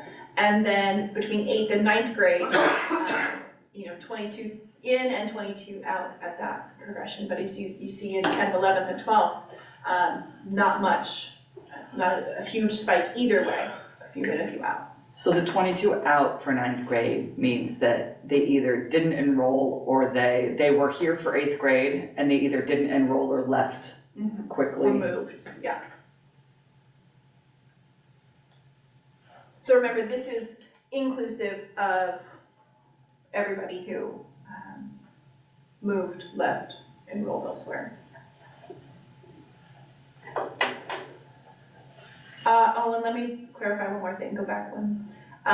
So this data, although it says February to September 23rd, we actually got new numbers yesterday that updated the slide, so I should have said this particular chart is February to December. Sorry about that, go ahead. So we Wait, why do you start it in February? We Sorry. So it's a great question. So back the time machine. We survey all families who leave the district twice. One time we do it on February 1st, well, beginning on February 1st, and that's to capture any families who left from kind of the beginning of the year through the winter break. Then we take a look at, then we do it again on September 1st, and that captures any family that came from February to August. And of course, that's the time when we're seeing the most movement. And so if we look at things just in the fall, you just get such small ends because there's not as much movement. So we usually start at February because that's when we're going to get the most change. And so then this is where we're going to capture, Director Lurie, students who may have been with us and enrolled in private school, but majority of them are students who have been enrolled in private school and they have been for a long time. So of the school survey, we reach out to 104. None of those 104 refused to answer in saying, like we absolutely refuse to give it to you. But we had 29 who did not answer. And sometimes they don't answer because they don't have any students enrolled. And so we have a list of 104, but over time, Nuria Lencina, the admin assistant for learning services, personally calls and emails all the schools, and there are a chunk of them that over the last few years that she's done this, she's like, they never have our students. We pull everybody geographically, and there's just some schools that we never have district or resident students enroll in. So schools reported to us were 75, and the number of students, so these are Mercer Island residents who are enrolled in private school K-12 are 572. Of those, I guess there's no way that we know. So one of the, I guess, sort of the more unique aspects of Mercer Island is that we generally get more mature families that have students that are older than the norm, that are moving into the district, because it's a more expensive area in which to live. Do we have a sense of those new families that are incoming? How many of those are choosing to go to our district versus private school? I mean, I understand that they're certain that for whatever reasons, growing up from kindergarten onwards, right, are going to private school. But to me, that seems like a slightly different sort of reasons and motivations than perhaps an incoming family who's moving from either a neighboring district or area or out of state for a job and deciding whether to send their kid to a top public school or to a private school. The hard thing, we don't have that data specifically. What we can look at is the enrollments in the schools in which students are enrolled. So for example, when we look at St. Monica's, they're K-8. I know they've started a high school program. We're able to call them and there's, a handful? There's fewer than 10. Less than 10 in their high school. So I think from that standpoint, we could look there, and it's really St. Monica's and the French American School. Those are the predominant private schools that our Mercer Island residents are enrolled in, and those are predominantly K-8. The way that we get this information is by contacting the school. We don't know as a district who moves in, like who buys that house across the street and how many school-age children they have and where they're sending their students. We have to rely on the schools to get that information. So I don't know how we would be able to separate by demographic, like age demographic, the age of the people who move here because they're minors and where they enroll. Yeah, and I guess the question was for the private schools. I mean, for example, I know someone on my street moved in from Seattle, and I think, it follows a pattern, at least for some. And, the question is sending to a top public school or to a private school, right? And so their decision was, their students go to a private school. And, it'd be great to sort of know how many incoming families, and understand, where the data collection becomes a problem. But for those, my impression is that it's not St. Monica's or on the island, but, it's Lakeside, Open Windows, East Side Catholic, Overlake, Bush. the larger, more established high school programs? So if you look at our list, so this is the top 10 places where students attend, residents attend. You've got St. Monica's at 141, French American at 86. SAS, Seattle Academy, does have high school, so there may be some high school age students there. But then there's Hamlin Robinson, Open Window. We get down to Eastside Prep, they have a high school. Lakeside is a high school, and they have a middle school as well. And then Forest Ridge. So there's not a ton, like you'll see, in the very detailed data, you'll see like O'Day. O'Day had 4 or 6. So they're not in this top list. So as close as that can get you, like you can see, it's predominantly not at the higher end, like the 9-12 level, where students are living here and going elsewhere. One of the things we can do, thinking about Mr. Henry, is with our realtors next time we're with them, they might be able to give us some anecdotal information at least on that to see if their clients, if they can, we can even survey them to see, of your clients, what percentage would you say come here and then choose the public school versus private? Yeah. I think what's, I think there's, this data is great. I think that, in looking at the top 2, at least, whether it's, I kind of consider French American like the religious affiliated, just because it's called truly affiliated and people are looking for that. Not necessarily, but and that's just private school. We can't do anything about that. I think it's, it's still really looking at the reason why we care. Of course we want parents to make the right choice the best choice for their own child. And I think parents always have, and we're lucky here where a lot of people financial isn't that big a consideration, so they can do that. I think the question is, the talk that, people are fleeing, because our schools are failing our children. And I would love to, figure out a way how we can really address that issue. Because historically, like I said, there's always been a group that goes to private schools, always. And I don't know if it's consistent with what it's been historically, or if it's different than it was, or lower, frankly, I don't know.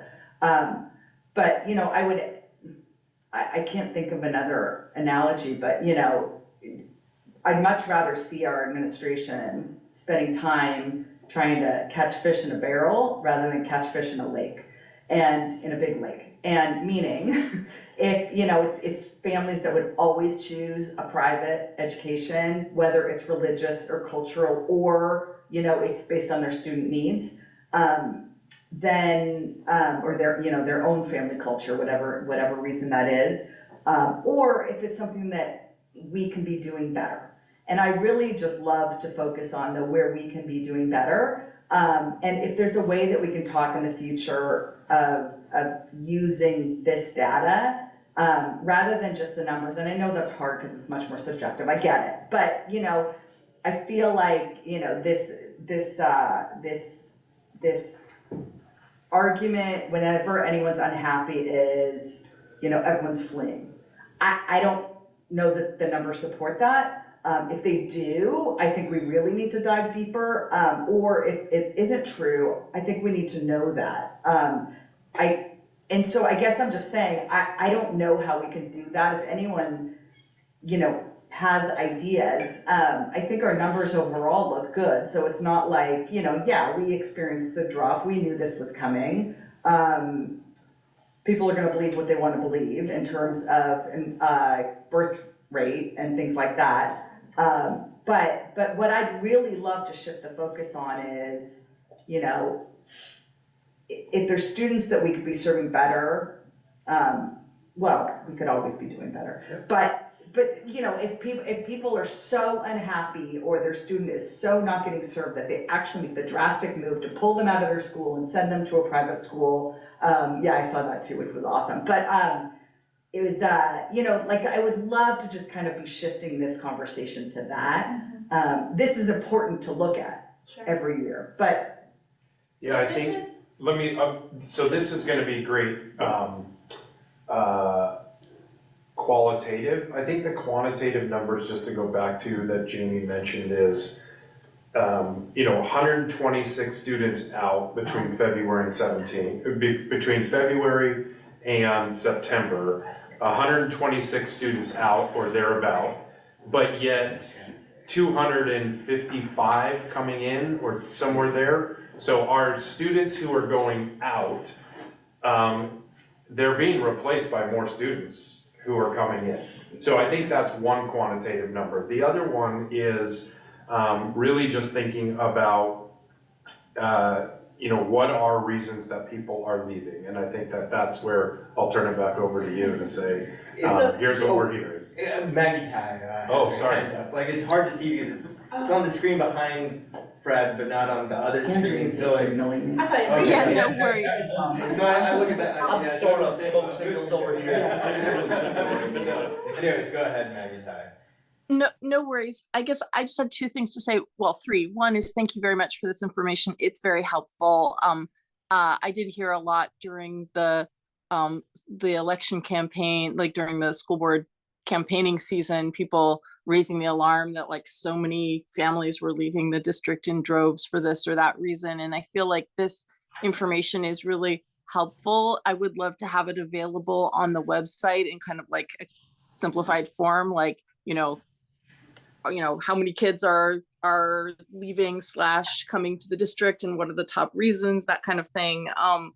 I do think if you do end up presenting kind of the percentage wise, like, kind of what the trend has been over time, I think it is really helpful to include, as Deborah was saying, like maybe a year or two before COVID, because it's very reassuring to me to see and to hear that, like, we're actually doing better now than we were doing the year before COVID in terms of like percentage wise. So I think that's actually like quite reassuring to the community and to parents. The other thing that I would say, this just kind of like sparks an interest for me, is looking at how many kids have left / or just are attending period Hamlin Robinson. And I wonder whether at some point we will be reaching out to those families, for families that attended the district and then moved their kid to Hamlin Robinson. I'm curious, what are they getting there that they couldn't get in the district, like in terms of education for kids that with dyslexia. I'm just, we can't do everything that they do. We are not a private school. We don't have the same resources. We don't have the same dedicated resources, but it would be interesting at some point, if we're looking at that question, to just reach out to those families and ask them. I mean, I guess adding on to that, I would say that seems germane across the board. I mean, whatever school students and their families are choosing, for me, absolute numbers are important, but it's really, what is attracting? And I think that, the slide that you had up on the quantitative is trying to get to that. What are the motivations, and then what, if anything, can we do and borrow from, right, in order to be better ourselves? I mean, every student counts.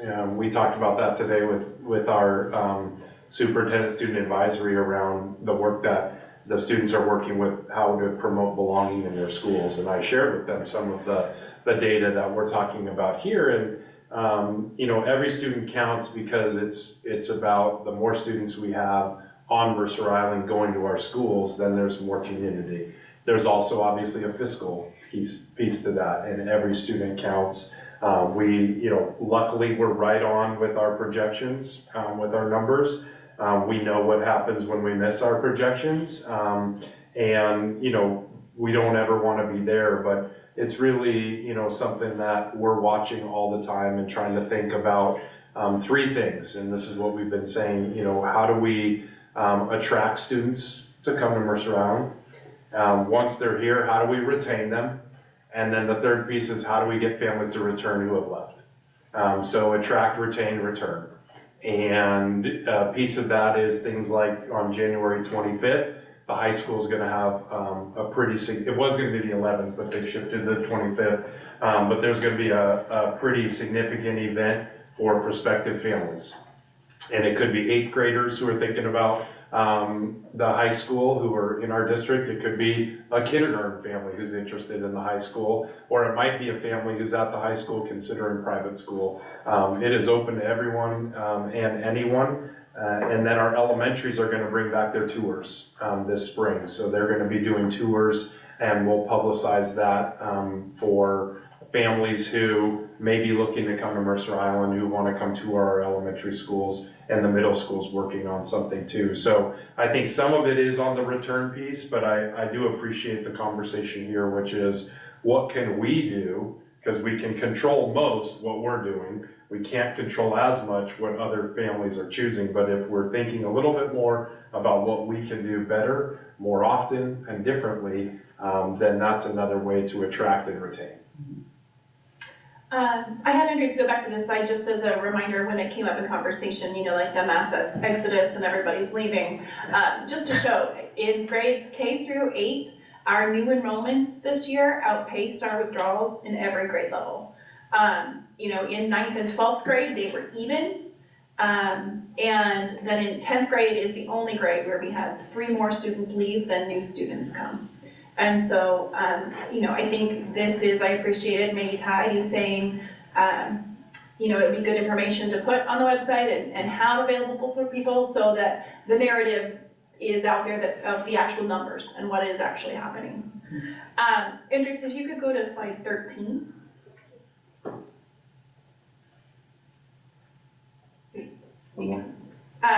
This just shows private school enrollment. I think Director Glodes, you had asked, you know, and I tried to show before kind of where students are, but this is overall the numbers. You'll see the highest points are middle school enrollment for private schools. Andrews, you can keep going. To me, like, that was actually a little bit surprising, I guess, in some regards. Do we have any sense or not yet as to what those motivation, you know, why it seems to be a little bit higher than elementary and high school? I don't think we have it really by level broken out that I can think of. I mean, because I know, for instance, like middle school, when it comes to homework expectations, for instance, there's a wide range, and perhaps like a separation between that which may be the norm in public schools and that which may be the norm in certain private schools. And it would certainly, at least from my perspective individually, be helpful to know if those parents that have sought to put their kids in private school and middle school, if the reason is that, I guess, more depth in terms of homework or reading load or math load, the feelings that might be lacking in middle school. I don't know, it's just speculation. I also think it's important to look at the grade level that each grade pictured here was during COVID.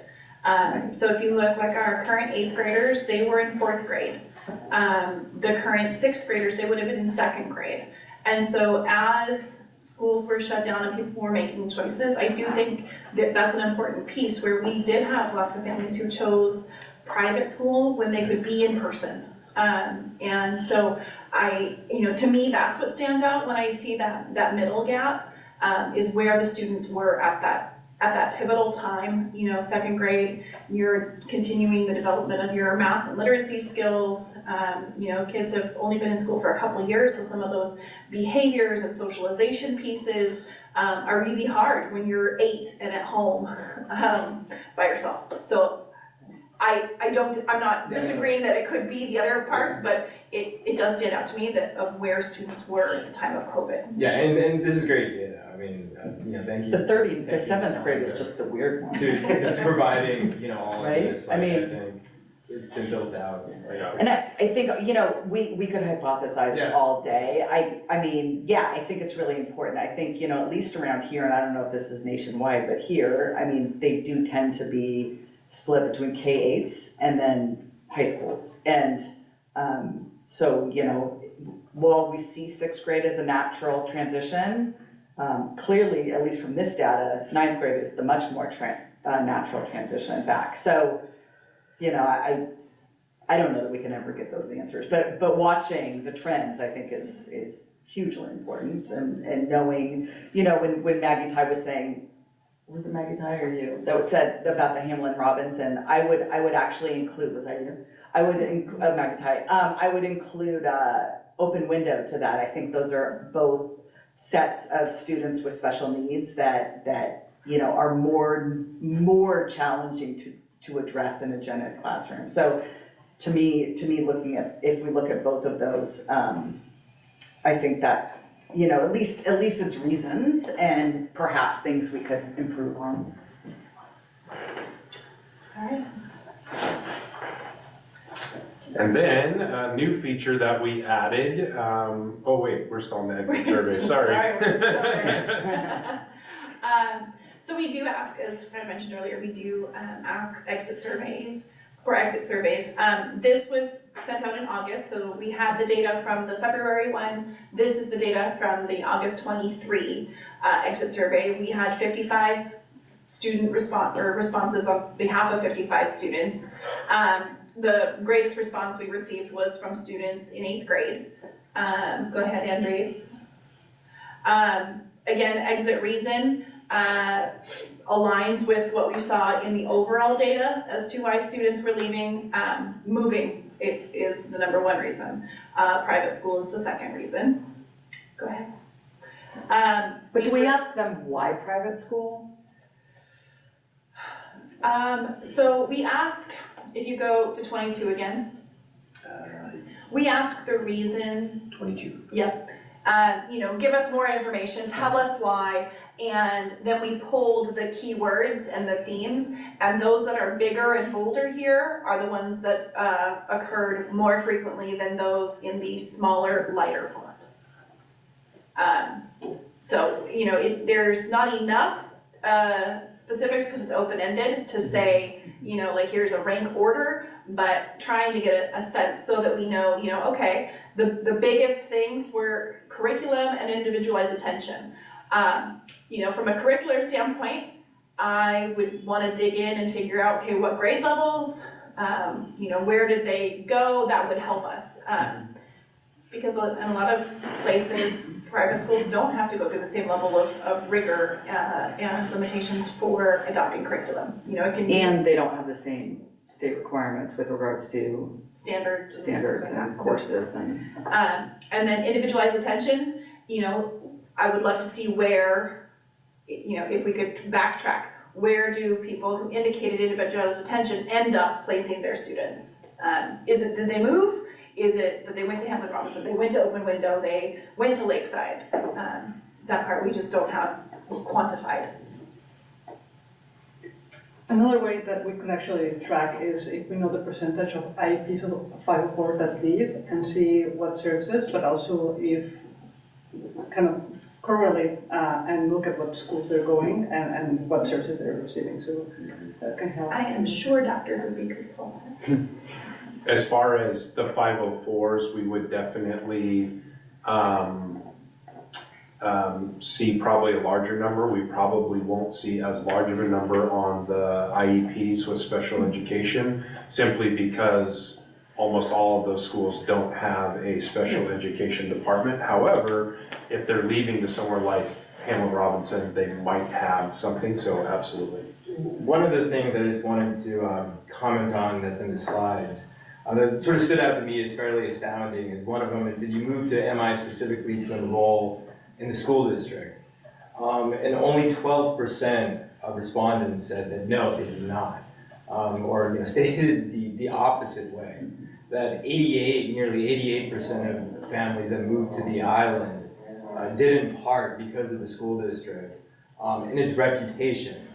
So I think that's something that's important to remember in terms of the communal value there, and directly to home values and to a sense of community, which was one of the other terms that was strongly highlighted for why choosing the school district. So something definitely to keep in mind when thinking about longer-term capital projects, continuously improving what we offer within the district, is what an asset it is perceived to be for people that move to the island and buy homes here. So thank you for assembling this data. unless there's any questions or comments, because like the previous item, this is the first reading, it'll be put on the consent agenda for the next meeting. So Just one more piece. No, you like set that stage so well. Yes. For Ian to then talk about new families, because the next slide has the graphic of the reputation in community. So this is a new piece that he's gonna speak to. So I did kind of the why did people leave? And he's gonna do the like, but why did they come? sorry. It was a segue. Well, and this was, Ian had been here, he had come right after the new family's welcome had taken place. So 2 Novembers ago is when Ian arrived in our district. And then last year going into it, he came to me and he said, look, we have all these families who are coming. Why don't we ask them why they came here so we can learn a little bit more, because we had never done that really before. And so this was really Ian last year, and then this is the second year with the data, so. Yep. So first slide is just from the respondents why they chose MISD, a word cloud.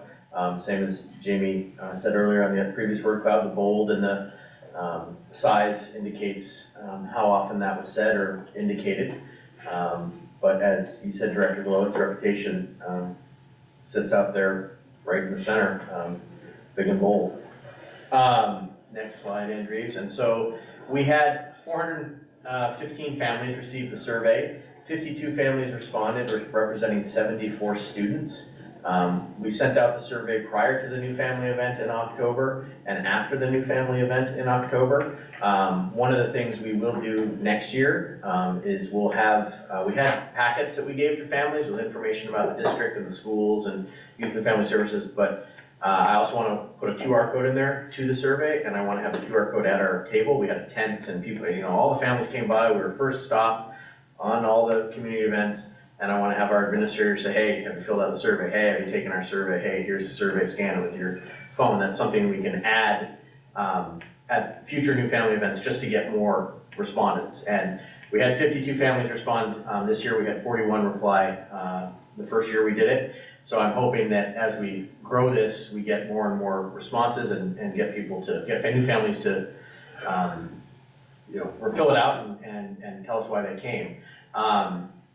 As you can see, the colors there indicate what was said on the previous slide on the word cloud as to factors, choosing factors for Mercer Island School District.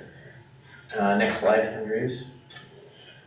This just breaks down the enrollment by grade of the 52 families that responded, and 74 representing 74 students. It's interesting to me that a majority of our, such a high number of kindergarten families replied. So They're still following the rules. Next slide, Andrews.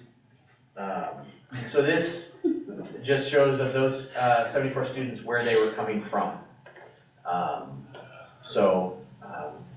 11 from other schools in Washington, 15 from, private, blue is private, 11 from private schools in Washington, 15 from other schools in Washington, which is different than a private preschool number. So that's interesting, interesting data. Well, I assume private preschool means they aged out of it and are going to choosing the next. Yep. And then the next slide is just, ask the question, did you move specifically to enroll in MISD? And that's the answers.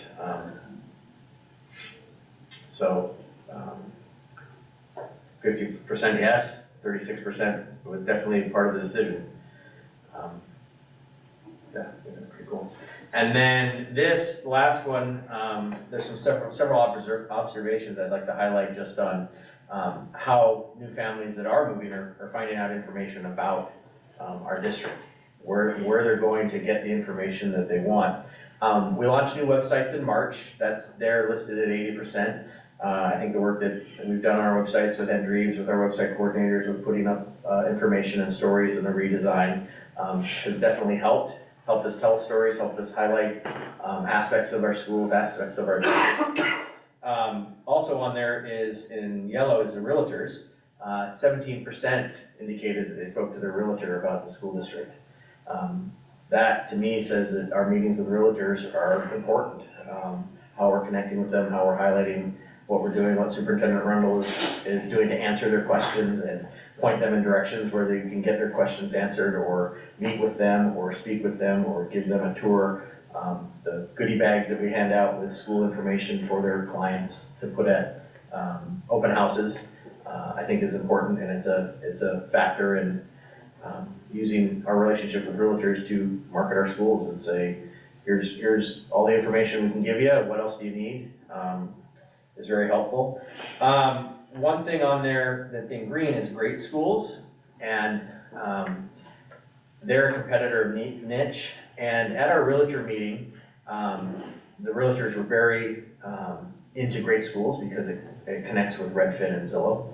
So those apps use great schools rankings, and we have had no relationship with great schools at all, and we've got great rankings. And then that, and looking at great schools and niche, when we went with a partnership with niche, part of it was, okay, we're not doing anything with great schools, but niche does things that are different than great schools, so let's go with them, see what we can do with a partnership to drive enrollment. And we're still looking at the data. We've only had it since the platform since May, but it's interesting because also there were realtors at this realtor meeting, the most recent one, that were very high on niche, and we're saying it's great and it's awesome what you're doing and it's so much better than great schools. So it was this interesting dichotomy of realtors liking different platforms and what each of the different platforms do, but it might have been that like one better just because it was connected to their real estate app. So I see that the Maggie Ty has a hand up, so I'll Yeah, I just wanted to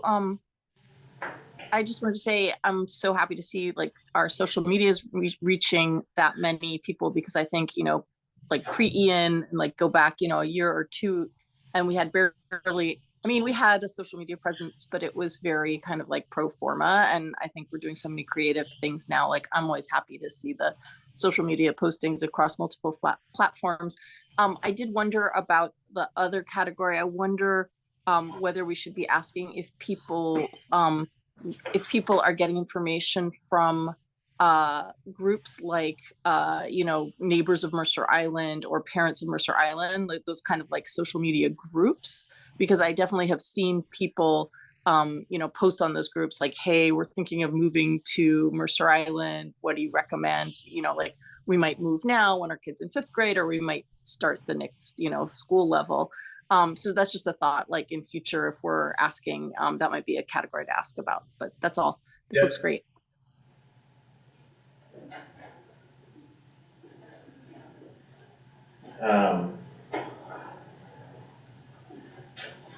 Yeah, so the niche and the Redfin and the Zillow and great schools were the last items that I just wanted to highlight based on sort of how they each interact with each other and how they're a tool and people are indicating to us that they're using those tools. Thank you for that report, and I think it's evident that we're a lot more attention and focus on how to get out our story and sort of make the information accessible to those about our district. So thank you for that. Again, like the previous item, this will be put on the consent agenda for the next board meeting, so we can move on to the consent agenda. We still, sorry. No. It's exciting. We still have other points of inspection. Appreciate the excitement though, for sure. That was a closer that I can't. That was item 3. Should we move to item 14? Yes, the next ones aren't nearly as long. No. So item 14 is the Public Records Act, and synopsis of what we've seen from public records requests over the previous year. Director Battersby, I know you're not feeling great, but thanks for being here. Anything you want to highlight? I just want to highlight and I apologize for my voice, that we did see a decline in requests, there was also a more significant, it was about an 11% decline in the number of requests. But we actually saw a more significant decline in the total overall costs. A lot of that is related to, and I'm looking on page, I guess, 5 of the actual report, not on the log, so not on the attachment. So if you go to OE9, Andrews, you see we changed from 81 requests in 21-22 to 72 public records requests in 22-23. But the overall cost dropped by about $100,000. A lot of that is because of less reliant, actually more than $100,000, I apologize. Less reliance on outside counsel. We also have a part-time, fully dedicated public records officer. And additionally, there were just fewer pages in the request, which is because I think some of our requesters have been better about narrowing their requests, which is appreciated. And we also had seen some requests abandoned with the implementation of sort of paying for your requests. And if the requests are installments and people don't pay, and even if we follow up, they still don't pay, then they end up being abandoned. So we saw an increase in the number of abandoned requests, which also relates to a reduction in the page distribution. Aaron, just, I'll give you a yes or no to make it easy on you. The $11,000 does not count GovQA costs, and it does not count Ruby's costs, right? Correct. Okay. It's other staff costs. Got it. So so we have GovQA, which is now a software that helps with redactions, makes it a lot easier to do, but there's a cost to that I know comes out of our Cap Tech so that's not in there. And then our public records officer's salary and benefits are not in there. So as Aaron was saying, we had a decrease in the amount of records that we had to go to outside attorneys for, but remember there are costs that were built in for staff costs and some things there. But that's a good thing there. No sooner did we finish this, but we got hit with a massive public records request. Everyone in the state did, out of an organization from Florida.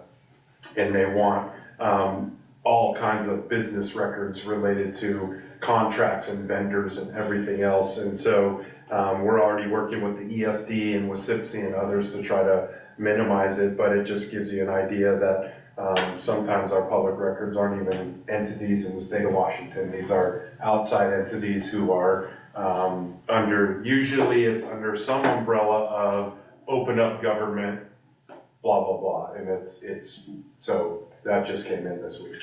I have two questions. Is it legal costs that accounts for the drop in cost from last year to this year, or 21-22 to 22-23?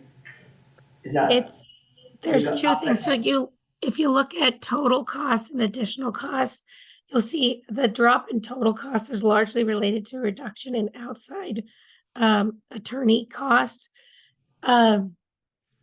But this also does not capture FERPA requests or requests related to student records. And then the other drop in additional cost is just staff involvement. So for Director Martinez, so we have two types of requests that we get. We can get a FERPA request, which are student records. That's not captured in here. So we do have families who want student records. And so we might see a surge there not captured. This is just public records, not student records. I guess one point of observation that I note, in terms of a recent one that board members, at least like current board members received, from a national organization concerning sort of positions that may have been taken or statements with respect to the conflict in the Middle East. But I think what is interesting about it is it was a fairly narrow request, and it's reflected in the cost of providing the records. And I personally think there is value to narrow requests that are not burdensome. I think that is what being transparent truly is. And the question is whereas in the past, like I think there are certain records requests that we've received as a district, that's all your educational materials ever on a particular topic, and it's hugely burdensome, and it's essentially impossible, I think, really to provide even with the best of intentions. But we might be seeing a shift towards more targeted requests that really are trying to unearth, particular questions of, what are the biases, what is the viewpoint, perhaps, what is the thinking behind certain decisions, and just for that to be on the radar, that it might be a sort of a new era of more targeted directed requests. I'm guessing it also has to do with the fact that we know who's requesting, what the request is, what the scope is, and what it's costing, and I would hope that would add in responsibility. And a lot of times people don't even know how much their request is costing. And because when people do these huge general education, whatever requests, they're not, what is that being used for? That's not being used as data for any, some article or research. That's, frankly, I believe in transparency, but for a purpose, right? Yeah. And I guess that goes to my other question is, I saw that several of the requests are, I know for directories, it's the only way to get it because it's private information. I don't have any issue with that. But several of them at least were information I know is on the website. So why are we spending money? Is it not allowed when it's already accessible to the public? Can we not just say it's on the website, or even direct them specifically to where it is on the website? Why are we spending staff time and money and paper copying and redactions when it's all right there? To answer your question, it does still take staff time to direct people to the website. It may not, this, just because of the length of some of the requests, this is sort of a trimmed down version. We have to be respectful also not to disclose private information about students. So sometimes there are combined requests. So we do try to limit the amount of time that's spent on things that are already publicly available, but it does take time for us to then respond to that request. But overall, to Director Glowitz's point, I think it's like we want as a district to be transparent. We want to share the information. And I think when we get more targeted requests, we actually are able to do a better job, because if people tell us what they want, we'll be able to give it to them. Because I think it's just as hard for them to deal with hundreds of thousands of pages of records as it is for us to provide them when they're really looking for a narrow subset of information.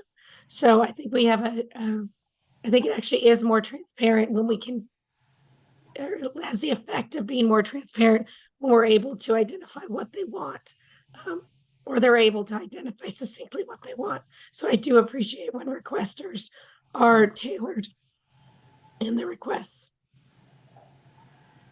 Maggie Tag.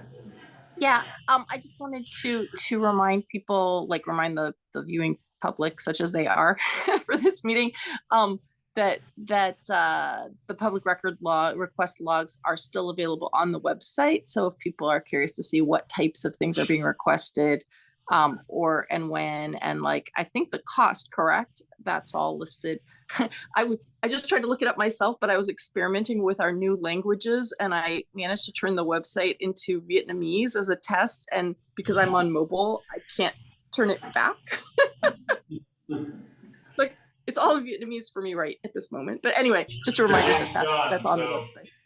Oh, she can't translate it for us. Yeah. No, this is really helpful, and I think it's I hope that it's a combination of really being able to provide people with what they want.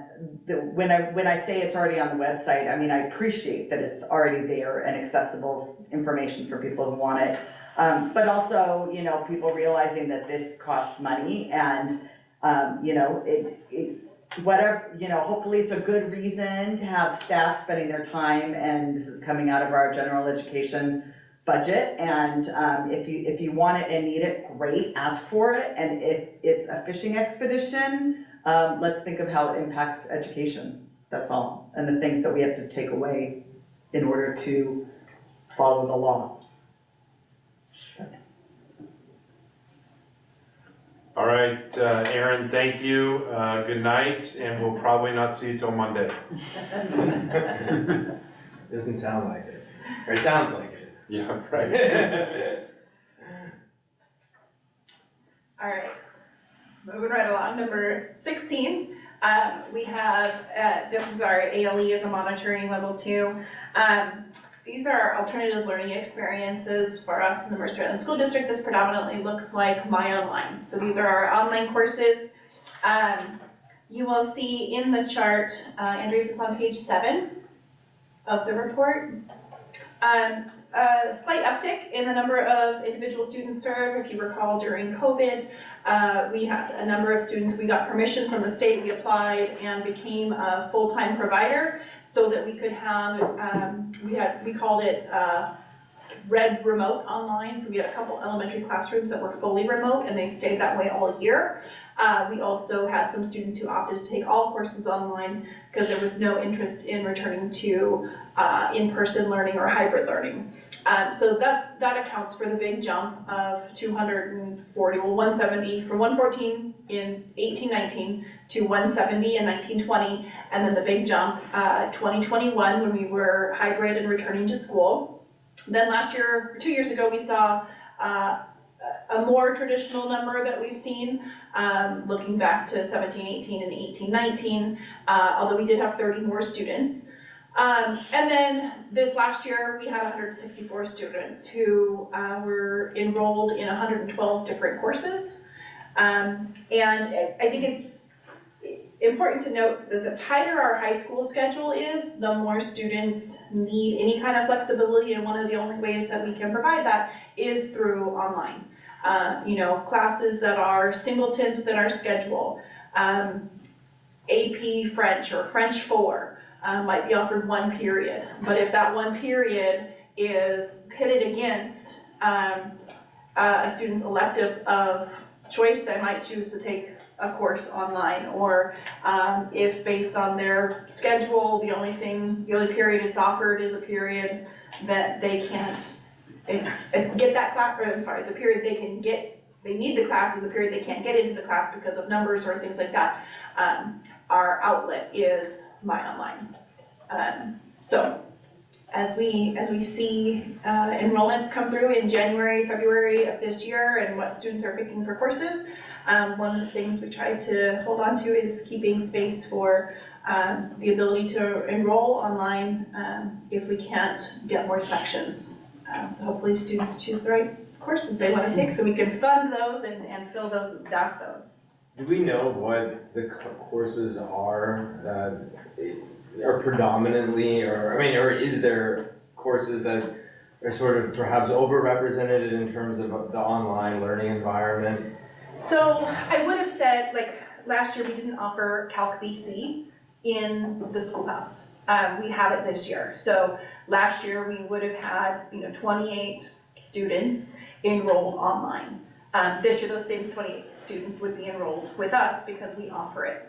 Again, we only offer it a couple of periods, so if it doesn't work for a student, we still have a few enrolled online, but that would have been one.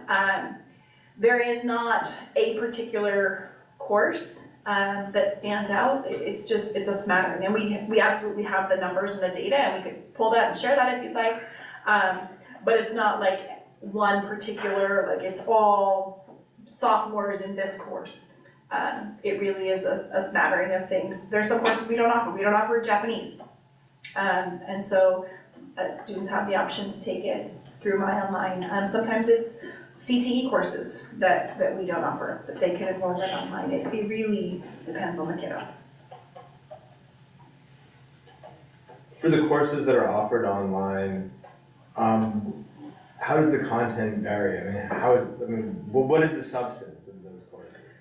So all of the providers that we work with 3 providers. The state approves many more, but we've vetted 3 and say that 3 are the ones that we will work with.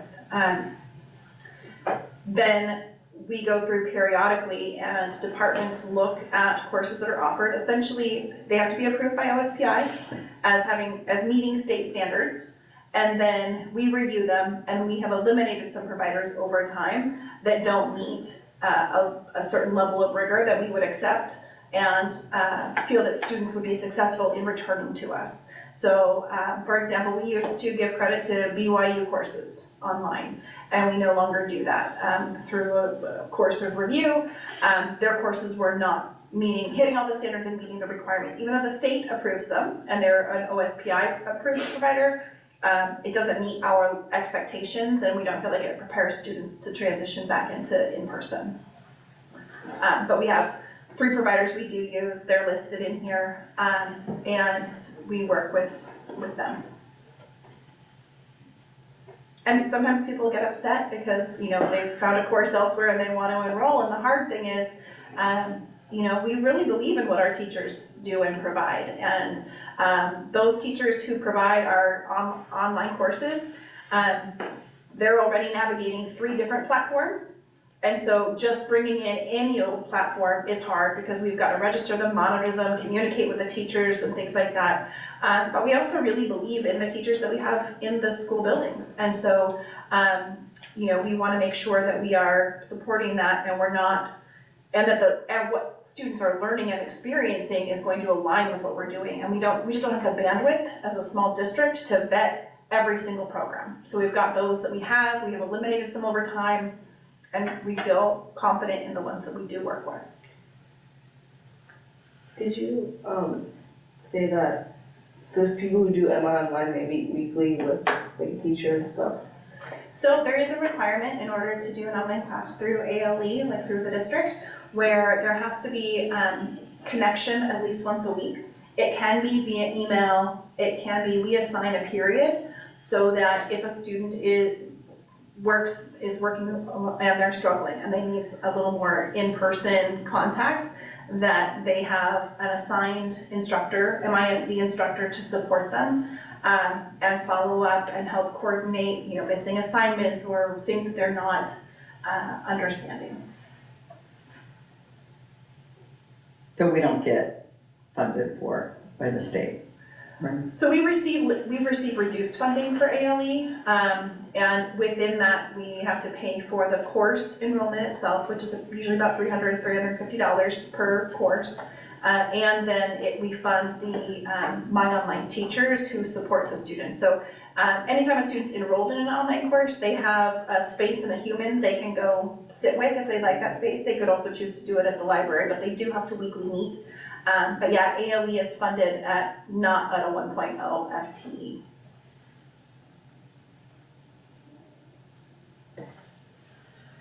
Okay, number 17. Very different year, talking about athletic program, and the data here just shows the participation proportionality data, and we don't have this year, every 3 years we report and do an athletic interest survey. We don't have that this year to include, so this is just looking at participation numbers and proportionality.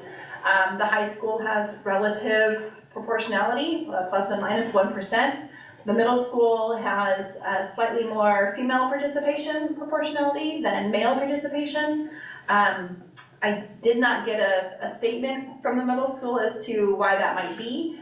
Sometimes it's related to the sports that are offered. So I can say right now, drill team has really taken off at the middle school. We used to not have a middle school drill team, so I may posit that might have something to do with it, that we've got middle school age girls now participating in drill team where we previously didn't have that opportunity.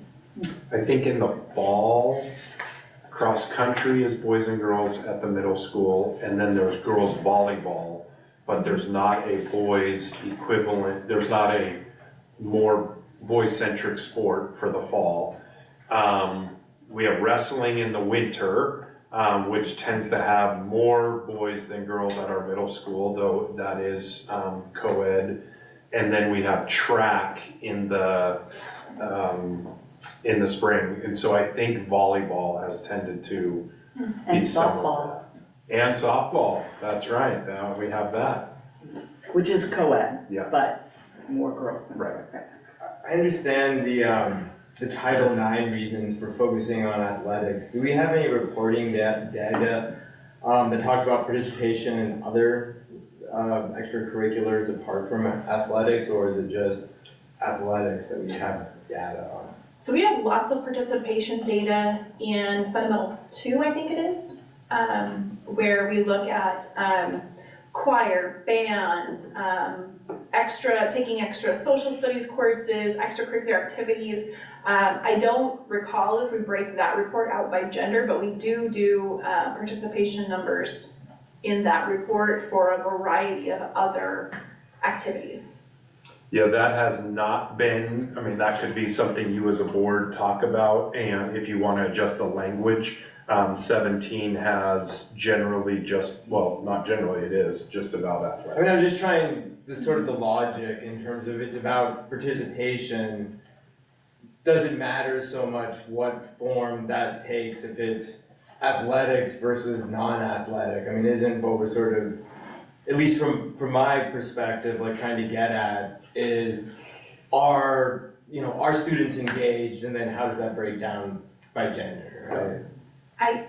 Because I've been here forever, I know that at one point we had some really disproportionate athletic participation, male to female, and we had we put together a whole committee. I think the committee still exists today and meets several times a year, but there were some pretty big gaps that were worked to be addressed in like the early to mid 2000s, and so I think that may be where this stems from, because there was clear something that needed to be addressed. Yeah, that's fine. I mean, I seem to recall like an OE2, I guess, or whatever it was. It just seemed perhaps as like a housekeeping matter, like at some point, try to consolidate, these items that are sort of getting at the same larger principle. Right. We would love that. The last one I have to report on are our restraint and isolation data. So this is number, I can't read it, 18. And Director Tucker asked a question earlier about, did we have data about classroom evacuations and how many times a particular classroom is evacuated. We don't have it by classroom. I'm sure we could look at and go back to the individual incident reports and see, if there were trends about any given classrooms. But number of incidents for the 22-23 school year in elementary, there were a total of 13 total incidents of either restraint or isolation. I will say that majority of all restraint or isolation incidents are reverse evacuation. I think it's in here, I think only 9 of our 415 total incidents required restraint of any kind. So what is that, 406 of them were a reverse evacuation. When you look at secondary and you see that number of 302, that is a huge number. All 302 are from students in outside placements. And I can't tell you the number, it's smaller than 10, but it's a very small number of students for whom these incidents are occurring, and the reason that they are in outside placements is because of the behaviors, and so they're getting support elsewhere, but as a district we have to put them on our form because we are the ones we're their home district and we're the ones who've placed them elsewhere. Is there a footnote to that, or I mean, it just for the secondary? It is, so it says 100% of the secondary incidents were incurred by students placed outside the district through NPAs. So can we break that, rather than, I think that's a really important number, because the 302 is a little bit alarming. Can we maybe in the future talk about have, like, breaking it down between MISD staff involved and outside staff? Does that make, like, some way to make that very clear, that it's not, because that's all non-MISD staff, right? So, just to make that very clear. Yeah. Is, So the 13 the elementary. work's already being done, it's just adding it. We can. I mean, The 13 if the elementary board- are if the all board in agrees. district and all district staff, students and experiences. Elementary is exclusively us. Secondary is exclusively outside the district. But yes, we can include the staff. Based on but that isn't necessarily always the case. Correct. Right, so yeah, if we could just, Yeah. yeah, that 302 is pretty alarming. So, just to make that really clear. And just also, just to make it public that in order to have a student who is placed out of state, Dr. Booby or someone from Special Services actually flies to the facility, we interview the facilities, we develop a relationship, and then we have ongoing conversations with them. And so I also wanted to be clear that we're aware of those, and those aren't happening without all of the same documentation that we would have, and there's very clear parameters. You had, as in a previous, I think it was about 1.5 years ago, we came to you as a board because we actually had to modify something and go outside of what OSPI has typically done. We were one of the first states to do it because one of our providers had in their contract the use of force that we don't agree with as a district or as a state, so we had to do some amending. So we look at it really carefully too. And those reports, they all come here and they're reviewed, whether it's an outside entity or within the district. There's always an after action section. So for every incident that occurs, there is somebody who reviews it and then goes back and says, here are the actions we're gonna do based on what we learned. So we try not to do the same thing over and over and expect a different outcome. Right. And the parents, I assume, receive notice of this? Yes, oh yeah. If their student is involved. Right, yeah, yeah. And I will say, a big emphasis is put on student dignity and really trying to maintain that. So that is why there's such a big number of reverse isolations. Sometimes it's for safety reasons, but other times it might be that, a student is removing items of clothing, and for that student's own dignity, getting students out of the way so that it can be dealt with is better than trying to argue with that student and try to remove them. It creates a bigger scene. So there are lots of nuances in individual situations. These do not indicate violence necessarily, and I think that's important. Like I said, only 9 involved restraint, and restraint really is not something we use. We really work on de-escalation, we work on other strategies. Gone are the days of, holding a student or pinning a student down. Like, those are not things that occur in our schools anymore.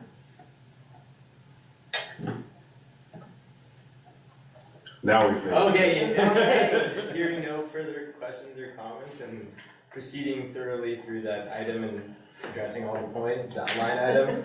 Moving on to the consent agenda, do I have a motion to approve the consent agenda as published? So moved. A second? Hearing that, students, all those in favor, I say aye. Aye. Directors? Aye.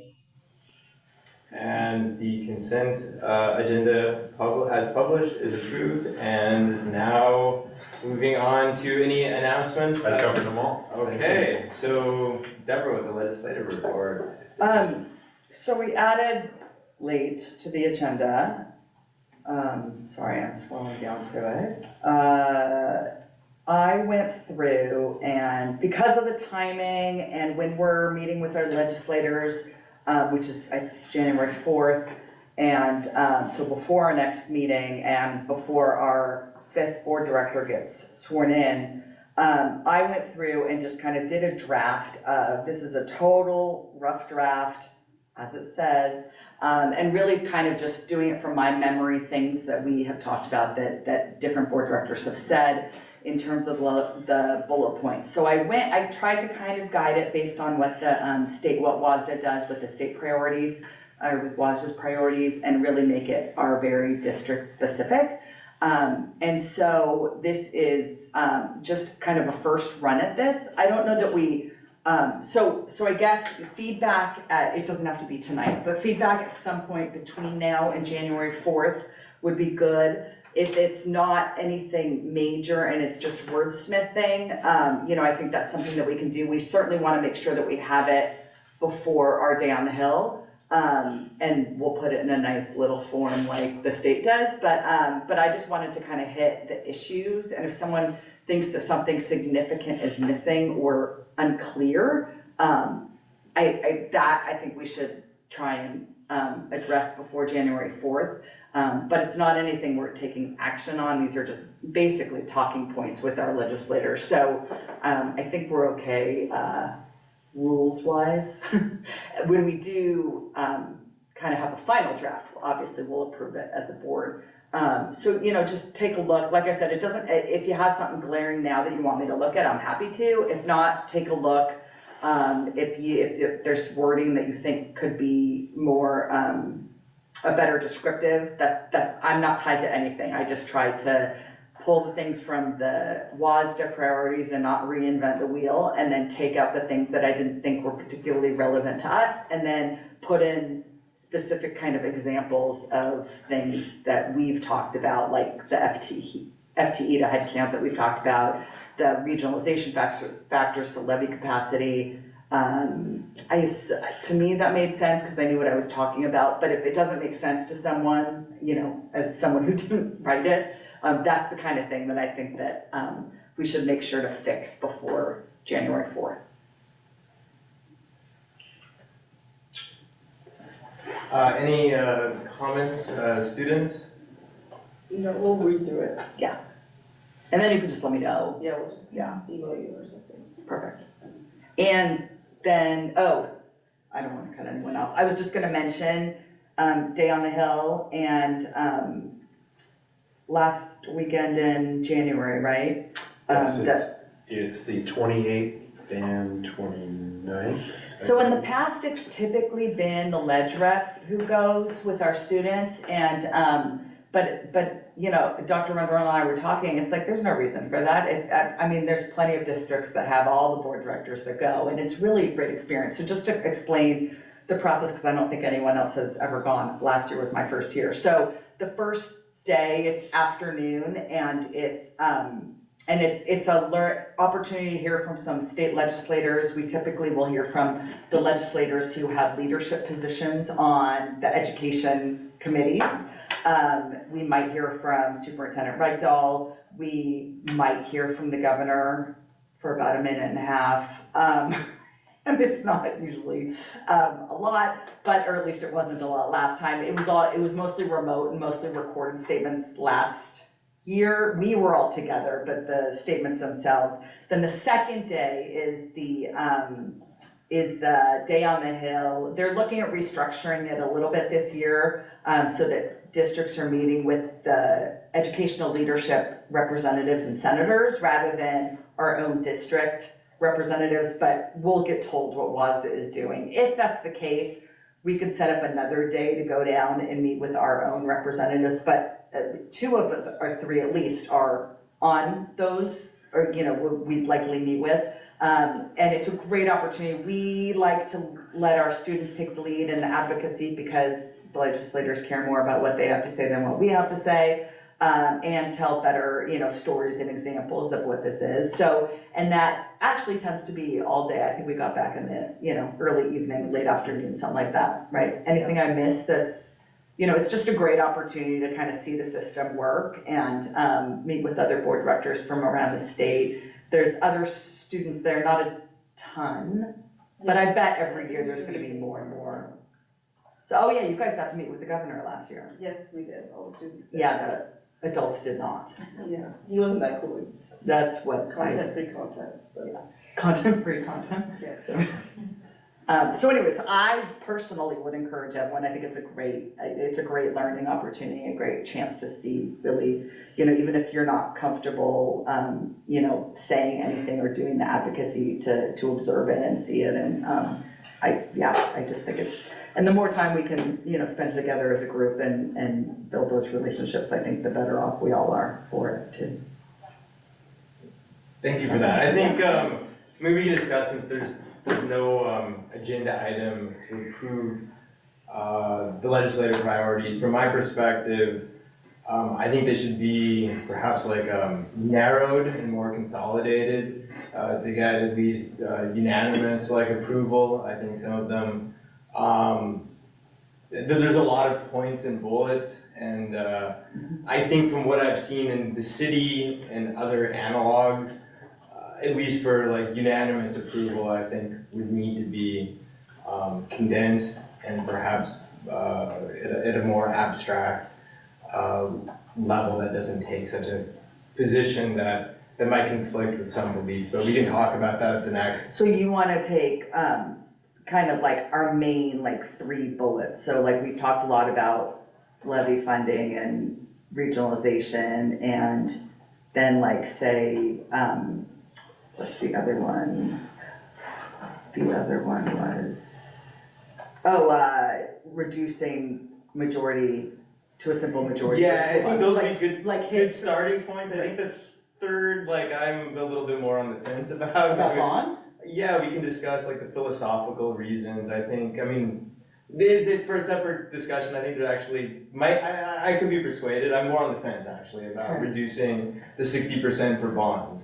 I think when one has a taxing authority, that's a very significant authority. It's not when one decides to renovate one's own house and it's a private family decision. It's a decision of 5 individuals to impose taxes on the community, including those on fixed incomes.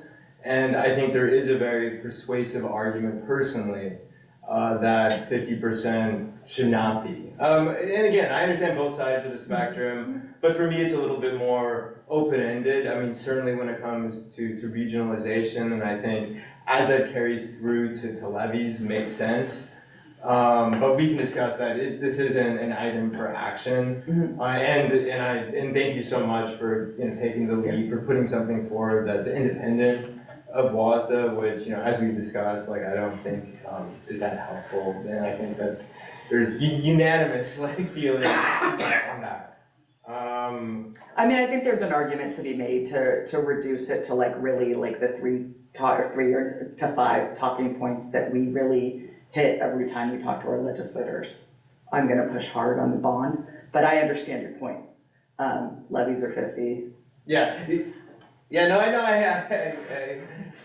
No, but I think you make a really good point. And I think it talks to the importance of people voting in elections and then electing their leaders, and then relying on the elected officials to make these decisions that they know that we make. But because in our world right now, I don't even with the most conservative, necessary bond measure, I don't know that even we can get to 60. Oh, I'm optimistic on that. Normally I would agree with you, but in years past I would. I think we're in a very different world right now. So, and I think, yeah. So anyways, but I get your point. I appreciate it. I think we spend a lot. I think we spend a lot of time really examining what it is we want to do, the financial impact on our community, and people need to get out and vote so that they have a say in who the people are that are making those decisions. So, but I'm happy to discuss it further. And certainly we can have board positions that are unanimous and individual positions where there could be a range. And for me, personally, when it comes to the 60%, I don't know, in terms of taking a position on this. But again, thank you for taking the lead on this, putting it forward, and look forward to discussing it again in January. We can discuss if you have questions on specific items. We'll look well into it and we'll discuss. Do you have any updates while we're in Yeah, I events? attended the, sorry, I was meant to look at my calendar. I attended the superintendent's teaching and learning, meeting whenever that was, and I know we talked about something really important, and I've been trying to think of what it was. I mean, I can speak to something I shared was the, we have a number of different reviews that are underway this year. Right. And one of them, there was a community member who just reached out the other day and wanted an update, you know, because part of what we're looking at are things like summer school, at online, at Crest, at PE and health, 612.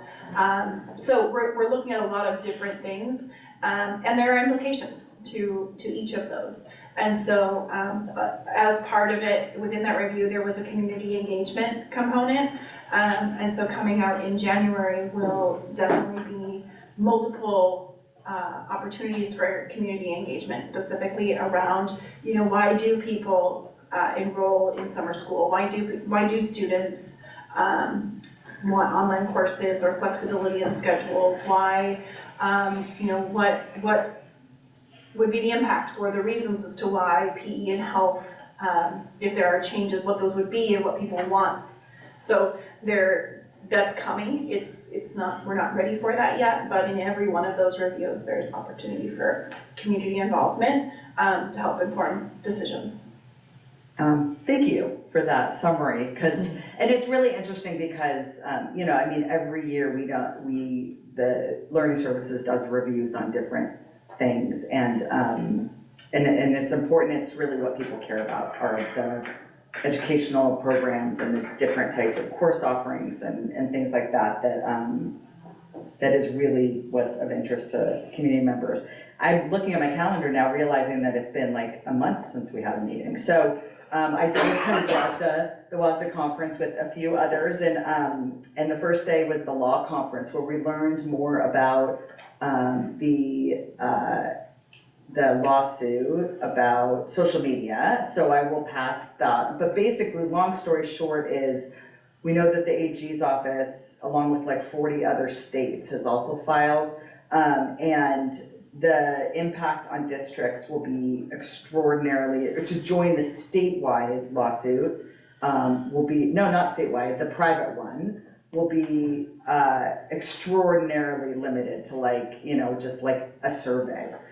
So I will reach out to agenda planning and at some point in the near future. It's moving forward, so it's something we want to discuss, but it's not imminent. So we're fine on that. But learn more about that. Learn more about the Wakayakum lawsuit with the construction bonds, and I don't think it's going to have a huge impact on us. And I was kind of hoping it would, but I don't think it will. And then we can talk a little bit more about that at another time. And then the Northwood visit was great. It was really exciting to see the difference between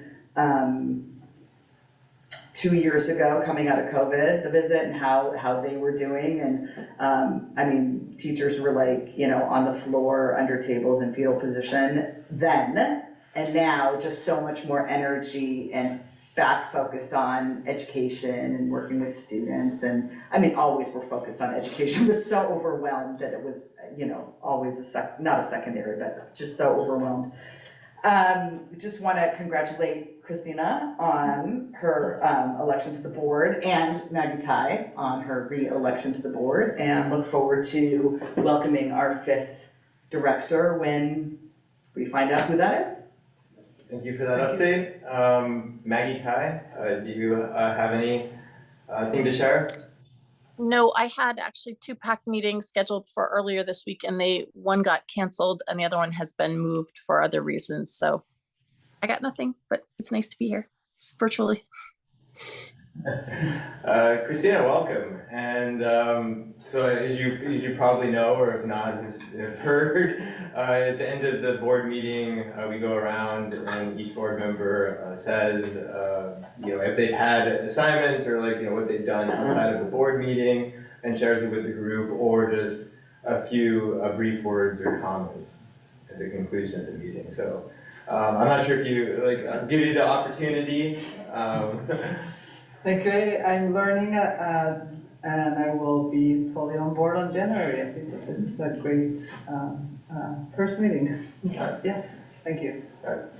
Thank you for being here, and it's a pleasure to have you. As Deborah said, I was also at the WASDA meetings in Bellevue, I guess, in the middle of the month. And then at the band concert last night at the middle school where I saw you, Christina, and actually Pam as well. And with that, I was thinking about bands and music, and one of the songs that I recently discovered through KEXP is Marching Bands of Manhattan by Death Cab for Cutie. And I like the lyrics, and during the student reports, they said that there was a spotlight on poetry in the high school.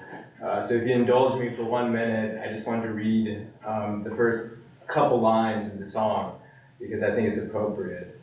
If I could open my arms and span the length of the Isle of Manhattan, I'd bring it to where you are, making a lake of the East River and Hudson. If I could open my mouth wide enough for a marching band to march out, they would make your name sing and bend through all alleys and bounce off all the buildings. I wish we could open our eyes to see in all directions at the same time. Oh, what a beautiful view. So with that, do I have a motion to adjourn? I move we adjourn. A second? Second. And with that, students, I vote. Aye. And directors? Aye. Aye. Aye.